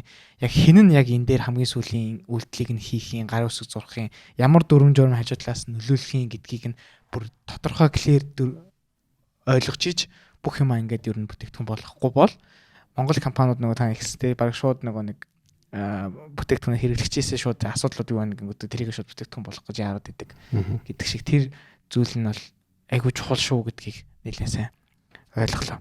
Гэтэ тэр чинь бас нөгөө юу ямар сегмент дээр ажиллаж байгаа шийдлүүд гэдэгс хамаарна шүү дээ. Яг нөгөө консюмер зориулсан жижиг юм гар утасны аппуудыг бол нэгтгэх зүртэй яахгүй хийчих болно. Гэтэл юм корпоратуудад зориулсан enterprise шийдлүүдийн хувьд бол чи бодлоо нөгөө одоо 50 давхар нэг шилэн байшин барийг гэвэл хэрэглэгчээс нь асууж байгаа тий одоо хэдэн багж авчиж байгаа тэр 50 давхрыг тэгэхээр тэнд нөгөө маш нарын архитектурын төлөвлөлт хэрэгтэй байхгүй юу? Архитектурын төлөвлөлт удирдлага тий маш олон зургийн одоо уялдаа холбоо юмнууд төр болдог. Тэгэхээр манайд ер нь тийм одоо бизнес архитектур, enterprise архитектур гэдгийг манай залуучууд компаниуд болохоор нэг юм solution архитектуртай андуураад тэгээ авчаа тэрийг шорткат хийгээд тэгээд эндээс бол үндсэндээ тийм олон улсад өрсөлдөх үеч одоо даацтай том шийдэл гарна гэдэл бол төвхтэй болчиход байгаа. Зөв. Окей. Нөгөө нэг оюутлогоо дээр нөгөө нэг тэр нэг 5,000 хүний хоолыг хийгээд ингээд яг бүх аюулгүй ажиллагаагаар нь ингээд хангаад тэгээ хоолыг нь хүртлэх стандартуудыг нь хангаад нийлүүлэх Монгол хоолны компани айгүй ховор байна гэдэг шиг те бас яг Монголд яг үнэхээр тань хийсний том төсөл том улсын хэмжээний томоохон хэмжээний тийм систем энтрийг ухсрах бас тийм хэмжээнд таныг бүр анханасаа ингээд оролцоод одоо хүртэл яг энэ төвшөнд ирээд ингээд явж байгаа гэдэгт бол үнэхээр баяртай. Амар том ийм бүтцийг бий болгоцсон. Тэнгүүд нэг зүгээр сонирхолтой. Одоо уусаа тантай та угаасаа энийг зөндөө сонссон баг. Таны салбарын таныг нөгөө нэг жинхэнэ ERP төрийн бүх төслүүдийг авдаг. Тэгэл баг жинхэнэ мэдээллийн технологи map гээл тэгээ зүгээр тий тэгэж ярьдаг. Энэ буруу ойлголт. Энийг та ер нь өөрөө яг юу гэж бодож юу гэж хүлээж авдیں۔ Тэгэл төрийн тендер авдаг компаниуд гээл мэдээллийн технологийн чи их дургүй байд юм билээ шүү дээ компаниуд та. Тэг яг зүгээр тэр ойлголт мэдээч ингээд юунд байна. Тэр чинь тэр болгон ингээд хүмүүст тийм биш энэ гэж тайлбарлаад тийм нөгөө юу байхгүй. Одоо нөгөө боломжч гэдэг юм уу угсаад нэг тэрэнд нэг ажил хөдөлгөөд өгдөг л зүгээр ихтэй тэнд нөгөө ийм томоохон одоо түрүүнд хэлсэн нөгөө том ийм засгийн газрын хэмжээний үндэсний хэмжээний том шийдлүүдийг чи яагаад анх хийж эхэлсэн гэхээр тэр нэг гадны том вендорууд орж ирээд нөгөөдөл тэр ажлыг авахтаа манай дээр чинь ихний 2-3 төсөл төр юм туслан гүйцэтгэгч байдлаар ажиллахгүй.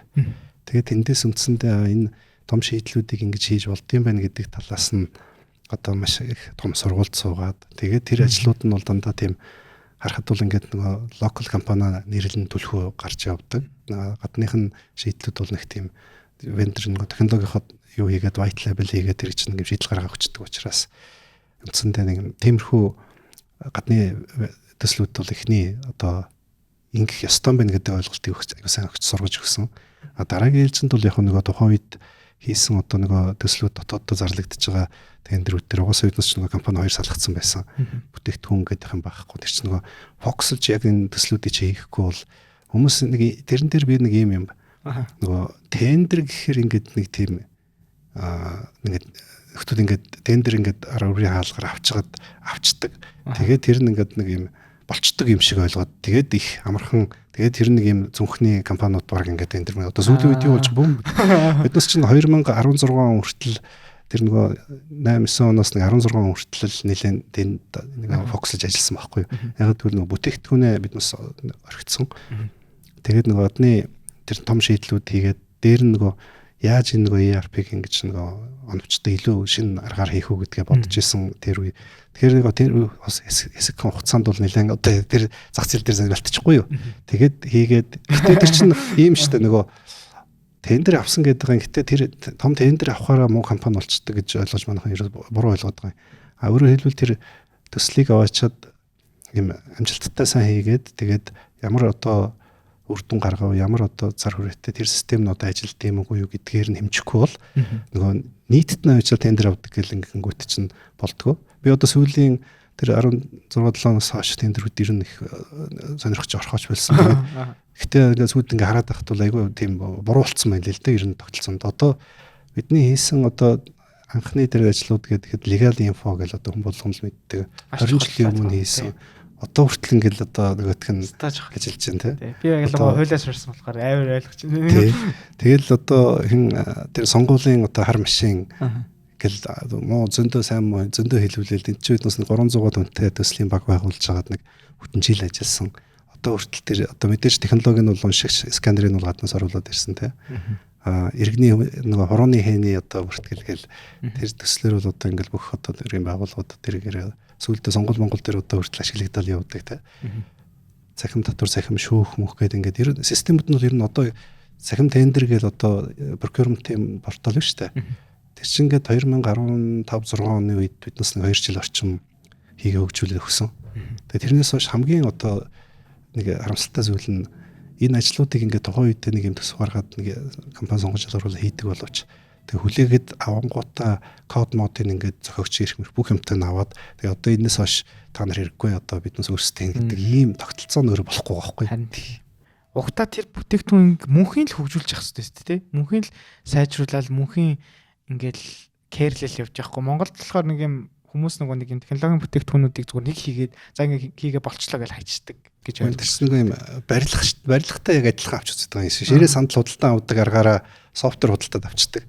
Тэгээд тэр чинь нэг юм ширээ худалдаж авах тэн дээр салсан бол нэг ширээ аавна. Тэгээ бүртгээд тэмдэглээд тэрийг хөрөнгө болгоо бүртгэн софтвер дээр болохоор чинь одоо тэр кодын лавд юм шиг. Ер нь тэгж ойлгодог. Тэгээд тэр кодыг аваад хадгалцдаг. Тэгэхээр тэр чинь нөгөө софтвер бол эн чинь тийм бүтээгдэхүүн биш юм амьд дижитал үйлчлэх байхгүй. Тэр чинь байнга л тордоол сайжруулаад одоо энэ биднээс чинь ERP яагаад 30 жил хийгээд байгаа юм гэхээр тэр чинь нон стоп эн чинь нөгөө carry хийж хөгжүүлж явж ээж нэг юм ингэж явж байгаа болохоос биш. Тэгэл нэг одоо даргын одоо Safe-нд нэг хитэн CDT код байлаа гэд тэр дараа нь тэгээ тэрийг хийсэн одоо компани яагаад гэж болохгүй л тэр тогтолцооны асуудал байгаа. Банк санхүү болон бизнесийн байгууллагууд өөрсдийн co-brand картыг бономтой хамтарч гаргах боломжтой биш үү? За ингээд дугаарт орцгоё. Одоо та ер нь Монголын мэдээллийн зүгээр салбараа зүгээр та одоо харуул яг интерактив эсвэл салбараа харуул. Одоо мэдээллийн технологийн салбар нэг үе бодоход яг ямар хуулцсан байна. Одоо түрүүний яг хуу миний санийд ярьсан нэг тендер авдаг компаниуд гэдэг хэрүүлээс яг одоо намжаад нэг бас нэг ойлгодог болчих шүү байна. Тэгээд бас мэдээллийн технологийн нэгдсэн холбоо гэдэг холбоо байгуулагдсан. Тэгээд энэ дээр бас айгүй олон манай өмнөх дугаараар Монгол группийн ерөнхийлөгч Батлах оролцсон. Тэгээд тэрэн дээр бас мэдээллийн технологийн нэгдсэн холбооны талаар нэрлэн ярилцсан. Таны хувьд болохоор яг удирдах зөвлөлийнх нь гишүүн. Тэгээд интерактив ч гэсэн бас гишүүн байгууллага гэж явдаг. Тэгээд одоо ер нь Монголын мэдээллийн технологийн салбар ер нь ямар болоосоо одоо ер нь салбараа та зүгээр ингээ харуул ер нь дараагийн түвшинд гарахын тулд ер нь юу хэрэгтэй гэж таарч байна. Тэгээ ер нь ингээд энэ чинь альва салбар бол ингээд тухайн салбарын гол одоо оролцсон тоглогчид, гол компаниуд, голч гэж яг нөгөө туршлагаас хамаарат янз янз залуу стартапууд байж нэгтээ нөгөө манай мэдээлэл технологийн салбар хэрэг чинь өргөн зөвхөн баргаан манган жижигдэг компаниуд бас биш шүү дээ. Тэгэхээр энэ метагээд холбоо бол манай компаниудын санах би сүүл дөрвжлээс ер нь бол энэ үйл ажиллагаанд нь хамтраад оролцоод ингээд явж байгаа. Гол асуудал бол яг нөгөө компаниудын хувийн одоо өрсөлдөөний талбар бол тусдаа шүү дээ. Зүгээр ер нь ингээд салбар маань өөрсдөө идэвхтэй байгаад өөрсдийнхөө дуу хоолойг өргөөд энэ одоо дижитал технологи, дижитал шилжилттэй AI, дата, big data одоо энэ бүх юм чинь бүх улс орны одоо суур хөдөлгөгч хүчин зүйл хөгжлийг түргэсгдэг ийм давхар болчиход байна шүү дээ. Гэтэл Монголд эсэргээрээ одоо энэ дэр хин дуртай нь гарч ирж одоо төрөл бүрийн одоо шоу популизм хийдэг. Нөгөө түрүүний дурддаг бид нар 16-7 оноос хойш энэ улс төрчид одоо янз янзын одоо тендер гэдэг бол ер нь замбраг алдсан юм байлаа шүү. Тэгээд ер нь хэдэн статистик сонсохоор л одоо хэдэн зуун их 80-аар баг тэрбумаар хэдэн их 80-аар ч гэнэ IT-ийн төсөл хэрэгжүүлсэн гэдэг ах юм. Тэгээд тэр төслүүд нь одоо хэрвээ биднээсээ одоо үед хэрэгжүүлдэг байсан төслийг ингээд хэдэн 100 дахин нугалцсан тэр их том ажлууд байсан бол одоо хэдэн 10 legal info хэдэн 10 тэр сонгуулийн төслүүд шиг хэдэн 10 хорооны шиг тийм төслүүд л хэрэгжил стол Монгол маань одоо зэнгэлийн манлаад одоо хүрсэн байх юм байгаа байхгүй. Тэгэхээр энэ дэр нэг дүгнэлт хийх ёстой юм нь энд ингээд мэрэгжлийн оролцогчдын одоо оролцоо хяналт дутаад байна. Тэн дээр одоо хөгжлийг биднес одоо шилүүл юу гэдэг төрөгдөхийн тулд мэдээллийн технологиг яаж одоо ашиглах вэ, зөв оновчтой ашиглах вэ гэдэг дээр энэ салбарын мэрэгжлийн компаниудынхаа дуу хоолойг нэгтгэхгүй бол ерөөсөө энэ нөгөө цаад дутга учрын сайн ойлгоогүйгээр ингээ хит тийм хөнгөн шийдвэрүүд гаргаад тэр хинрээр хугацаа алдаад ингээд яваад байх юм бол нөгөө талдаа энэ чинь нөгөө салбарын хөгжлийн асуудал байхаас гадна цаана улс их орны хөгжлийн асуудал чирэгдэж штэ. Өнөөдөр бүх компаниуд, бүх улс орнууд тэнд ингээд AI ашиглаад бүтээмжээ хэдэн 10 дахин нэмэгдүүлээд одоо тэр одоо юу гэдэг бизнесийн одоо болоод зах зээл дээр одоо зориулж байгаа засгийн газрын хөрөнгө оруулалтууд томоохон одоо шилдэг төсөл хөтөлбөрүүд гэдэг бол өнөөдөр ингээд AI баг өгчүүл Монгол улсад хамаагүй хурдтай тий рационал тийм шийдвэрийг гармаар байгаа байхгүй. Тэгэхгүй бол энд чинь энэ нөгөө хүн болгон янз янзын бодлоо яриад ингээд тэгээд дээр нь энэ улс төрчид маань яг энэ нарийн гүнзгий технологийн салбарын одоо партнер байхгүй. Компаниуд тусдаа болохоор хүчгүй. Тэгээд баг ингээд энэ хэдэн компаниуд нь одоо юу чаддیں гэсэн хандлагатай нэг ийм л байдал байх шиг байна. Тэгэхээр энэ тал дээр бол ер нь энэ мэргэжлийн компаниуд нь нэгдээд энэ дээрээ бас нэг тодорхой хэмжээний одоо салбарыг зохицуулахад нь дуу хоолойгоо өргөөд ингээд явах юм бол бас нөгөө талаасаа улс орны хөгжилт гэсэн бидний бас оруулж байгаа хувь нэмрийн болов уу гэдэг талаас нь энэ ажлыг хэрэгж хамтраад биднээс зүтгэл явж байна. Зөв. Ерөндөө бас бодоод хахад яг юм зүгээр ингээд нэгэндээ гомдоод ч юм уу те эсвэл нэгэнтэйгээд одоо төртөө хамтарч ажиллахгүй гэдэг ч юм уу те шууд ингээд бүх юмыг ингэж үгүйсэх нь өөрөө айгүй амархан шүү дээ. Тэгээ одоо тэгээд сая Солонгосыг одоо өмнө Солонгосыг сая харахад бол AI-ийн чиглэлд $800 тэрбум лөө засгийн газар нь юу төрн хөрөнгө оруулалт хийнэ энэ төр гэл бүр одоо бүр амар зарлал одоо ийшээ оолын гэдэг нь угаасаа тодорхой болчихлоо шүү дээ. Тэнгүүд Монголд яг одоо энэ дээр яг яах юм бэ энэ төр гэдэг нь ч гэсэн тодорхойгүй. Би бас өмнөх дугаараар ярилцж хахад яг нөгөө нэг мэдээллийн технологи гэж яг юуг ойлгох юм? Мэдээллийн технологийн үйлдвэрлэл гэж юуг ойлгох юм гэдэг. Суурьж бид нар тодорхойлоогүй ингээд хоёр талд би тэгээ ижлэх юм хөгжүүлээл тэгэл тарамдаал ингээд явцсан байна гээл. Одоо ер нь ирэх цаг нь болсон. Нөгөө талаас энэ шүү дээ юм ээ. Одоо ингээд их хурал дээр одоо байгаа тэр 126 гишүүн одоо хөрхөдөн дотор анар одоо ганцаараа юу юм баг шүү те. Манай салбарын одоо хүн гэж хэлж болох баг. Тэгэхээр тэнд ингээд өчхөө байна л да. Гэтэл яасан гэхээр одоо манай одоо бүх одоо сүултээ бараг ингээд ярихаас ч бараг ингээд нөгөө утгартай ирэ болцсон. Нөгөө Станы орнууд байна шүү дээ. Казахстан, Узбекистан, Кыргызстан.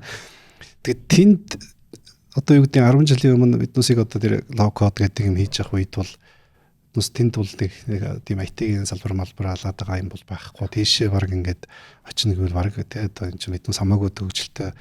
Ягаад тэрийг биднүү сайн мэдчихээн гэхээр юунд 2011 онд 12 онд биднүүс чинь нэг сонгуулийн нэг хар машин гэдэг нэвтэр сэтэл хэрэгцсэн шүү дээ. Тэгээд тэрний зэрэгцээд нэг сонгуулийн эрцийн бүртгэлийн систем гэдэг нэг иргэдийн хорооны хэгээр сонгуулийнхаа эрцийг бүртгэдэг систем хийгээд интеграцийг нэвтрүүлсэн байхгүй. Тэгсэн чинь тэрний дараа Киргизийн одоо парламент засгийн газраас Монголд хэрэгжүүлсэн яг энэ төслийг манайх Киргизд хэрэгжүүлье. Тэг энэ өстө үнэхээр одоо гайхамшигтай төсөл болсон. Гэт Киргизийн баахан одоо засгийн газрын сонгуулийн хорооны их хурлын гишүүд нь манай сонгуулийн хорон дээр ирж уулзаад тэгээд нөө хийсэн кампанитад нь очиж танилцъя гэд манад дээр ирээд тэгээд нөгөө шийдлүүдийг биднээс үндсэндээ нөгөө тэр киргизүүдэд ер нь өхөр болоод яг өхөр болно гэдэг нь нөгөө тендерт нь оролцъё гэд тэгээд эднүү сонгуульд шалгаруулалт зарлаад тэгээд биднээсийн шийдлийн хувьд бол тэр чинь нөгөө cost effective айгуу тэр чинь гоё ажиллана орно гэдэгтээ итгэлтэй байсан.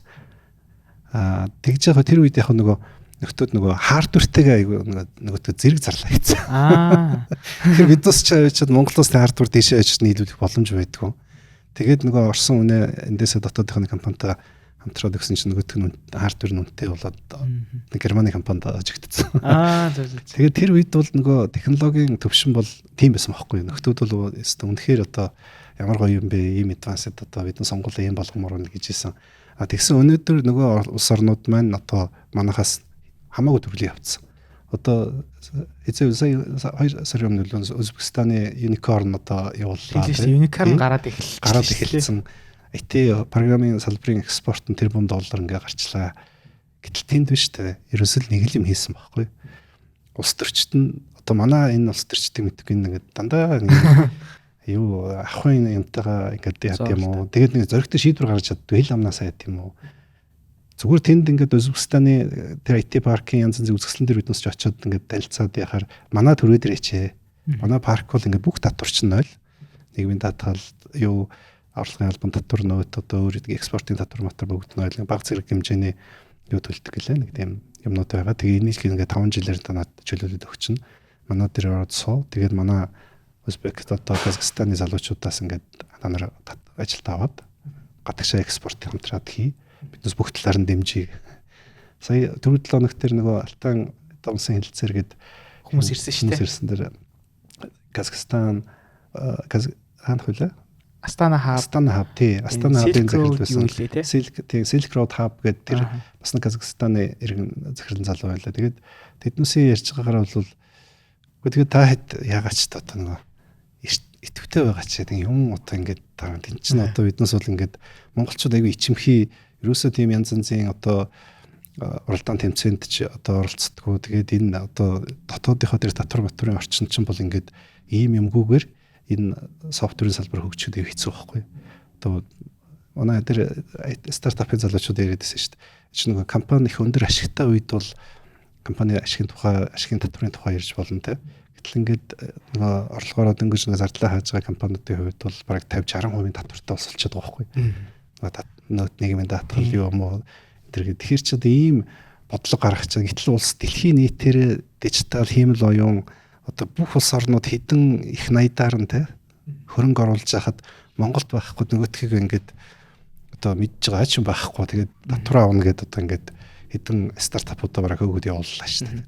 Тэнгүүд одоо ялчгүй энэ дээр ингээд нэгдэж нэг дуу хоолойгоо өгөөд энэ дээр нь бас нэг өөртөө оролцох хэсэг дээр хяналтаа хийгээд явмаар шүү дээ. Дуу хоолойгоо хүрэх хэрэгтэй байна. Дээр нь энэ гадаадад байж байгаа энэ технологийн залуучуудыг бас уриалмаар байгаа.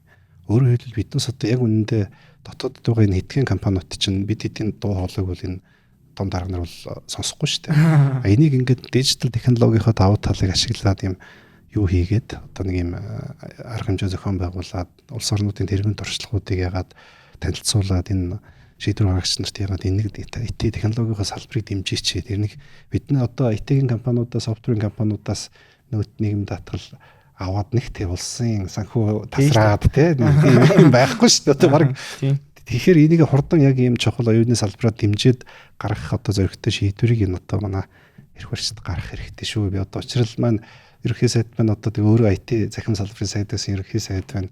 Нэг явахтай одоо нэг энэ ч намар бүх насаараа ерөнхий сайд байх юм шиг нэг ийм салбарт ичвэл энэ бол нэрээ түүхэнд нэрээ үлдээх legacy болно гэж би итгэж байгаа. Тийм шүү те. Тэгээд энэд бол одоо ингээд нэгт хэрэгтэй байна. Тэгээ мэдээллийн технологийн нэгдсэн холбоо гэдээ холбоо гаргаад Монголын ер нь бүхэл ер нь томоохон технологийн компаниуд маань ишээ гишүүнээр ороод одоо ер нь бүх ингээд стартап нь хийгдээд эхэллээд гоё болж байгаа шиг байна. Та ер нь гоё уриалаад одоо энэ холбоонд ер нь хэрвээ гишүүнээр орсон байгууллагуудад ер нь ямар давуу тал үүсдэг. За нэгдүгээрт бид нэр ер нь салбараа одоо ер нь тус тусдаа харах биш нэгдсэн байдлаар ингээд харж хамтарч ажиллах хэрэгтэй байна. Өөрсдөө хувийн одоо эрх ашгийг ер нь жоохон хойш нь тавьж байгаа тэ. Тэгээд ер нь өөр гишүүн байгууллагуудад ер нь гишүүнээр ороход ямар даваа тал үүсдэг гэж та ер нь хэлэх үү? Яг нэг давуу тал мэдээж байгаа ш зөндөө олон давуу тал байна. Яг хувь компанийн хувьд одоо бас хувийн компанийхаа давуу тал борлуулалт ч гэдэм үү янз янзын асуудлуудаас илүү одоо нэг салбарын нэг одооны саяны яриад байгаа нөхцөл байдлууд ба штэ. Хамгийн багадаа л одоо мэдээлэл технологийн үйлдвэрлэлийг дэмжих тухай хууль гээд 2 жилийн өмнө гаргацсан. Тэрийг бидэнд зориулж гаргасан гэсэн. Манай салбарт те. Манай салбарын бүх залуучууд гаргасан шүү дээ. Тэгээ тэр уул нь юу нэг сайхан те. Одоо хөнгөлтүүд нь, дэмжлэгүүд нь харамсалтай тэрнийхээ хойноос явдггүй. Тэг ингээ хайчдаг. Тэрийг тийм хууль гарснаа ч мэддэггүй. Тэгэхээр энэ салбарт одоо шилбэл биднээс мета дээр ирээд энэ ойлголт одоо юмнуудаа нэгтгэхгүй болохгүй нэ биднээс хэтэрхий итгэхгүй байгаа тань техникийн одоо залуучуудын гол одоо нэг төрөний чиний анхан дуртай дуугүй тэгэл нэг юм урдах юмаа хийгээ сууж ивэл болно гэдэг маань эргээд эсвэлтхүүгээрээ бид өөрөө өөрсдийгөө боомлоод байна. Тийм учраас энийг ингээд наашаа хурцрээд мета дээр ирээд энэ мета дээр мэргэжлийн нэгдсэн холбоо гэж бас нэг бус толгойд молбоод ингээд би чи дарга нь олон чинь нэг тийм утгагүй яриануд одоо болох хэрэгтэй байхгүй. Тэгээ энэ ерөнхийдөө энэ орчноо сайжруулъя. Хоёрдугаарт энэ компаниуд ингээд нэг юм давхарцсан одоо баахан копи пест одоо нэг хүмүүс одоо Монголын зах зээл дээр 100 санхүүгийн програм байгаа шүү дээ. Бүртгэлтэй. Тэгээд одоо ёо цаагсан чи юу вэ гэж бодлоо шүү дээ. Бүгдээр ингээд нэг юм нөгөө копи катууд ингээд би энтэйгээ ялгах юм байхгүй. Гэхдээ ийм хайрын одоо цаг хугацааг хэдүүлээ ийм дэмий юмд цаг үржид энэ нэг жижигхэн зах зээл дээр одоо санхүүгийн програм хийгээл яг мэдээж хийн штэ чанартайнууд нь яа. Тэгтэл нөгөө хийгдээгүй зөндөө олон салбарын юмнууд одоо манай корпоратуудын хэрэгцээ шаардлага бол ингээд дуусахгүй. Одоо манай дээр байгаа тэр одоо нийт компани 3-4 компани 150 орчим залуучууд энд нон-стоп ажиллаад ч дийлэхгүй байна. Тэгэхээр энэ дээр орж ирээд зарим ажлуудыг аваад дутагдaltaй талуудын нөхөө тэр шийдлүүдээ энэ чинь нөгөө нэгдсэн тэр архитектур процессын энэ арга зүй чинь болохоор тийм код бичихгүй. Биднээс яаж тэр бизнесүүдийн бүтээмжийг процессуудын одоо төгөлдрчлийг бий болгох уу, seamless одоо end to end ийм процессуудыг одоо шилүүл ажилуулах уу гэдэг тийм мэрэгжлийн юм толгой өвдөж яадаг те тэрэн дээр ингээд шийдэл оруулж яадаг стартап хийцгээл гэж би одоо бас уриалмаар байгаа юм. Тэгээд эндээ интеграцууд юмнуудаа ингээ хийгдээд нэг юм том сайн шийдлүүд гарах юм бол баг гадны зах зээл дээр одоо метагийн дараагийн зорилго бол те нэг юм экспортын одоо цонх болж ажиллахад ч гэсэн суур платформ болно мета бол. Ягаад гэвэл одоо JICA-гаас бас нэг юм 3 жилийн бас төсөл хэрэгжиж эхэлсэн энэ жилээс. Тэгээ тэр нь болохоор Монголын IT-гийн бүтээгдэхүүнүүдийг Японы болон Төв Азийн зах зээл дээр гаргахад нь дэмжлэг үзүүлэх ажил эхэлсэн, ажлын хэсгүүд байгуулагдаад тэг явж байна. Тэгэхээр энэ боломжуудыг одоо хэдүүлэн бөөнөрөө ашиглацгаах, энэ залуучууд одоо нэгдэж нийлэх. Тэгэхгүй бол одоо нэг юм жижиг зах зээл зориулсан жижиг юм хийгээ суугаад байвал одоо юу байхгүй шүү дээ, үр дүн багтаа байгаа тань. Тэгэхээр энийг ингээд нэг яаж мэрэгжлийн зах зээл дээр мэдээж одоо нөгөө ямар зах зээлд зориулсан бүтээгдэхүүн гарах уу гэдгээс мэдээж компаниуд бол ялгаатай. Гэхдээ миний хувьд мэдж байгаа нь бол ямар ч байсан B2B зах зээл дээр гарахад бол мэрэгжлийн шийдлүүд хэрэгтэй. Одоо биднээс стартап хийн гэд гоё шийдлийг хурдтай тийм прототипүүд хийчих болно. А гэтэл яг профешнл одоо харилцагчдын хувьд зах зээл зориулсан бүтээгдэхүүнд бол биднээс юм гүнзгийрэл хэрэгтэй байхгүй. Гүнзгийрэл салбаруудаараа тийм тэр уул уурхайг мэддэг бол уул уурхаар нь гүнзгийрсэн шийдэл хийхгүй бол тэр дээдлэлт нэг AI-ийн интерфейс хийж тавьчаад даралталт нь ChatGPT холбочулдаг болохгүй шүү дээ тийм амар генерал яваад байна тийм яг юм гүнзгийрэл хэрэгтэй гэдэг бол айгу гой сонсогч. За хоёулынгийнх нь подкаст ер нь л төгсөх тал руугаа ер нь хандж байна. Тэгээд би хоёулаа би танаас асууя гэж бодож байсан нэлээд олон асуултууд маань бас дундуур нь асуугдчих амжсангүй ер нь явчлаа. Би тэгээд бүр тусдаа тантай бүр ингээд дараа нь хэрвээ таны цаг боломж болдог бол гой интерактивын офс дээр нь очиж байгаа гой туур хийнгээрээ гоё яг таны түрүүний ярьсан тэр ялангуяа ERP-тэй холбоотой өөр бас ирээдүйнхэн талаар юу яаж өөрчлөгдөх бол тэр гэдэг талаар бангадгүй баг 30 жилийн ойгоор нь баг нөгөө танилцуулгацны араас баг хийвэл нэлээд сонирхолтой байж магадгүй те. Тэгээд яг хөө төгсгөлтөн зүгээр би танаас нэг жоохон нэг юм ялангуяа технологийн салбарт ингээд ганцаархнаа юм хийж байгаа ч юм уу эсвэл өөрсдийнхөө стартапыг хийгээ явж байгаа тийм залуучууд их байгаа. Тэгэхээр түрүүн та нөгөө нэг 10 жил усныхан дараа нэг жоохон burn out болсон гэдэг жисэн шүү дээ. Яг одоо бас ер нь залуучууд яг энэ систем хөгжүүлсээр байгаа ч юм уу эсвэл газруудын юмыг яг хийж өгсөөр байгаад ер нь жоох ингэ залхах талдаа орцсон явж байгаа хүмүүс бас нэлээдгүй байгаа бах гэж би бас харж байна. Тэгээд бас ер нь жоохон гаццсан те. Яг тиймэрхүү үедээ ер нь яг софтвер инженер хүн ч юм уу те яг яах ёстой байдгийг. Ямархуу одоо дараагийн стейж нь эхлэх ёстой юм уу эсвэл тиймэрхүү үедээ ер нь хэрвээ та одоо дахиад тийм стейжтэй ер нь нүүрт бол та ер нь яах вэ? Яг гоо ингэн одоо тэр залуучууд харин төрөүний хэлдгээр яг юм B2B салбарын шийдэл хийх гээд оролдоод ингээд янз янзаар үзээд тэг ер нь манай Монгол шиг юм зах зээл дээр бол тийм том одоо Монголын зах зээл дээрээс одоо борлуулалт хийгээд юникорн болох ямарч болж байхгүй шүү дээ тий. Гадны зах зээл дээр очиод хийчихээ гэхээр тент чинь манайсаа хэдэн 10 дахин одоо сайхан дата нөхцөл дотор байж байгаа хэдэн мянгаараа хэдэн 100 мянгаараа залуучууд компаниуд ажиллаж байна тий. Тэгэхээр энд бол жижигхэн одоо юм зах зээл жижигхэн баг юм чинь одоо биднээс энэ дээр хамтрах хэрэгтэй байхгүй юу? Тэгэхээр яаж хамтралын тухай юу яригадаад байгаа вэ гэхээр төрөнд хэлдгээр биднээс юм нөгөө янз янзын технологи дээр янз янзын код одоо тэгвэл ашиглаад хийдэг хүмүүс шууд хурцрээд хамтраас уух гэхээр тэр шиг бодлоо юм байхгүй байгаа. Биднээс тийм юм зөндөө үтсэн байхгүй. Тэгээд төслүүдээ фейлдүүлээд одоо тэр чинь нөгөө өөрсдөө нөгөөх нь буцаж хийж мэй гэхэд эн чинь бүр алингийн алдуулсан шүү дээ. Сүүлийн нэг орой жил чинь бол тэгээд одоо бол харин тэр нэг юм хамтын ажиллагааны платформ ерөнхийдөө бий болцсон байгаад байгаа нь биднээс нөгөө технологийн очиж нөгөө төрөүний хэрэглэгчийн асуудлыг шийдэх биш. Тэр хэрэглэгчийн цаатлын нөгөө процессуудыг цаад домен мэдлэгүүдийг загварчилдаг юм болоод эхэлсэн чинь тэн дээр одоо шилбэл манай энэ платформын одоо дээр суурилсан айгүй олон компаниуд ингээд үүсэж байгаа. Одоо нэг финтек компани бол одоо бүр 6-7 жил ажиллаж байна. Дижитал кредит гэдэг банкирууд баггүй. Тэгээд нөгөөдөл хурцрээд яасан гэхээр нөгөө банкны зээл одоо long origination system тэгэл банкны core mortgage банк санхүүгийн одоо үйл ажиллагааны процессуудыг сайн мэддэг доменууд манай дээр хурцрээд нөгөө тэр домен мэдлэгээ процесс болгож хувиргаад банк босуудад одоо ингээд бүтээгдэхүүнээ нийлүүлдэг болцсон ийм стартап жишээлбэл ингээд одоо аягүй successful явж байна. Аялал жуулчлалын салбарын бас нэг экспертүүд ирээд бас нэг стартап юу н хийх ажлыг хэлсэн яриа явж байна. Татвар санхүүгийн байгууллагууд ирээд тийм татврын дижитал компани байгуулах ажил одоо компани хамтраад байгуулж байна. Аудитын компаниуд ирж байна. Гэх мэтчлэн цаашдаа ийм стартап хийх сонирхолтой залуучууд домен салбарын экспертүүд байх юм бол хурц ирээд хамтраад тийм стартапа хийгээд тэгээд тэрэн дээр нөгөө маш богино хугацаанд одоо тэгээд энэ сарын 25-нд бид нас чинь нэлцүүлэх гэдэг нөгөө AI powered low code гэдэг no code болж байгаа байхгүй юу? No code. Хүн ер нь тийм процесс хийхэж болох гэдэг юм.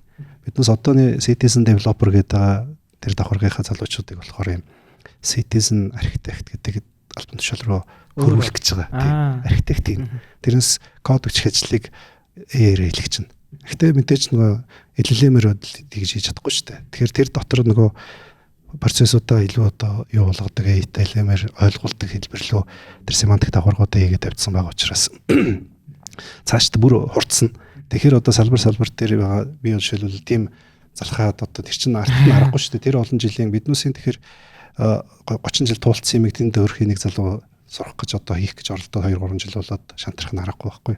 Тийм учраас зүгээр тулаач ял гэж байгаа юм шүү дээ. Үрч ирээд тэр проблема ядаж яриад те манай дээр уулзаад танилцаад тэрийг хийгээ явцгаа. Биднээс тэр олон жил одоо хийж хэрэгжүүлээд бэлэн болцсон бэлэн шийдлүүдийг гаргаад өгчээ. Тэгээд тэрэн дээр бизнес хамтраад хийчихье те. Тэгээд өөрөөсөө биднээсийн хувьд бол одоо тэр 3-4 стартапууд бол ер нь маш л одоо successful түүхэд болцсон явж байгаа шүү дээ. Тийм ээ. Таны өнцгийг бас ерөөсөй бодж үзэж байгаагүй юм. Технологийн компани бусад нөгөө технологийн компанитайгаа гоё тулж түшиж ажиллаад ингээд яана. Ер нь тэгэл ихэнх технологийн компаниуд яг Монголд юун дээр унж байгаа гэхээр яг хүмүүс бүгд гарч ирээл айгу B2C юм хийх гэж шууд үздэг. Тэгэл борлуулалт байхгүй бол тэгээ шууд стресстэй burnout бол дуусдаг. Тийм шүү дээ. Нэг юм угаасаа бүр баг батлагдсан тийм юм зам биш шүү дээ. Одоо ер нь ийм дангаар ажилтдаг тийм баатар одоо партизан байдлаар ажиллах боломжгүй болсон. Одоо ийм дандаа экосистемээр ажиллана. Тэн дээр одоо биднес бол нөгөө суурь шийдэл архитектур энэ корпоратуудын проблемыг шийддэг ажил руу анхаарай те. Тэр салбаруудын шийдлүүдийг бол салбарын тийм би таасан компани дижитал компаниуд биднес ингээ үүсгээд өгч чинь. Тэрэнд нь шийдлэрэл л оролцож чинь. Бусдаар бол тэр бизнесүүдийг одоо мэрэгжлийнхэн хийх тийм цаг үе ирж байна шүү дээ. Тэгээ энэ дээр гэхдээ тэр мэрэгжлийнхэнд чинь дахиад бас тийм citizen architect маягийн залуучууд IT-ийн хэрэг болно.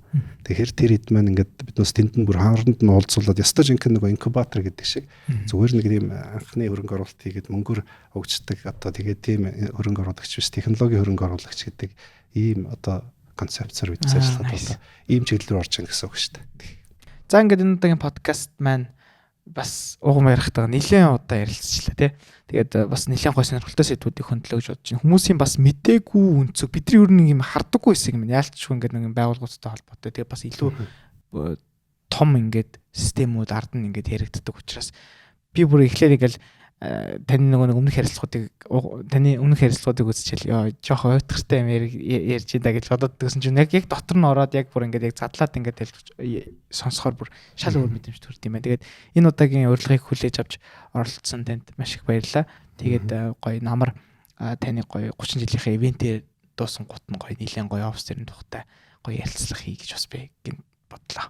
Тэгээд яг хоо илүү би бол тэр үед тэгэлээ юм нөгөө дотоодын манай нэг бизнес эдийн засгийн гол одоо хөтөлбөр болж байгаа энэ жижиг дунд бизнесүүдэд энэ AI технологи тэ одоо энэ инновац процесс одоо энэ бүх одоо тэгээд гол нэг өсөлтийн тухай яриа болно шүү дээ.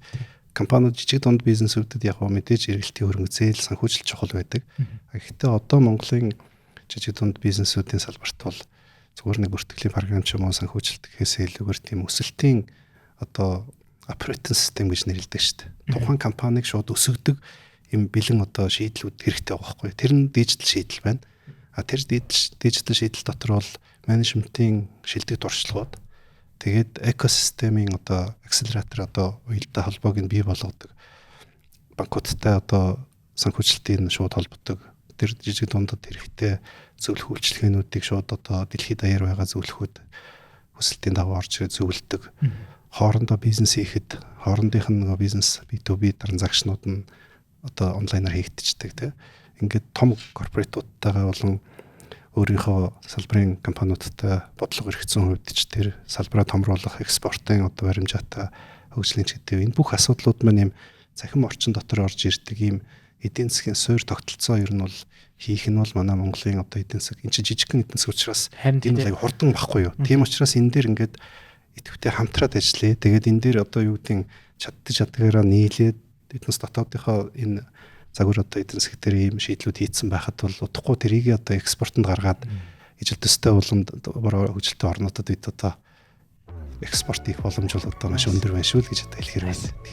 За баярлалаа сонсогчдоо энэ хүртэл бидний танд байсанд баярлалаа. Тэгээд интерактив компанитай холбоотой мэдээллүүдийг би description хэсэгт оруулчихъя. Тэгээд намар гоё уган баярхтайгаа гоё бас сонирхолтой ярилцлага хийнэ. За ингээ баярлалаа. Баяр та.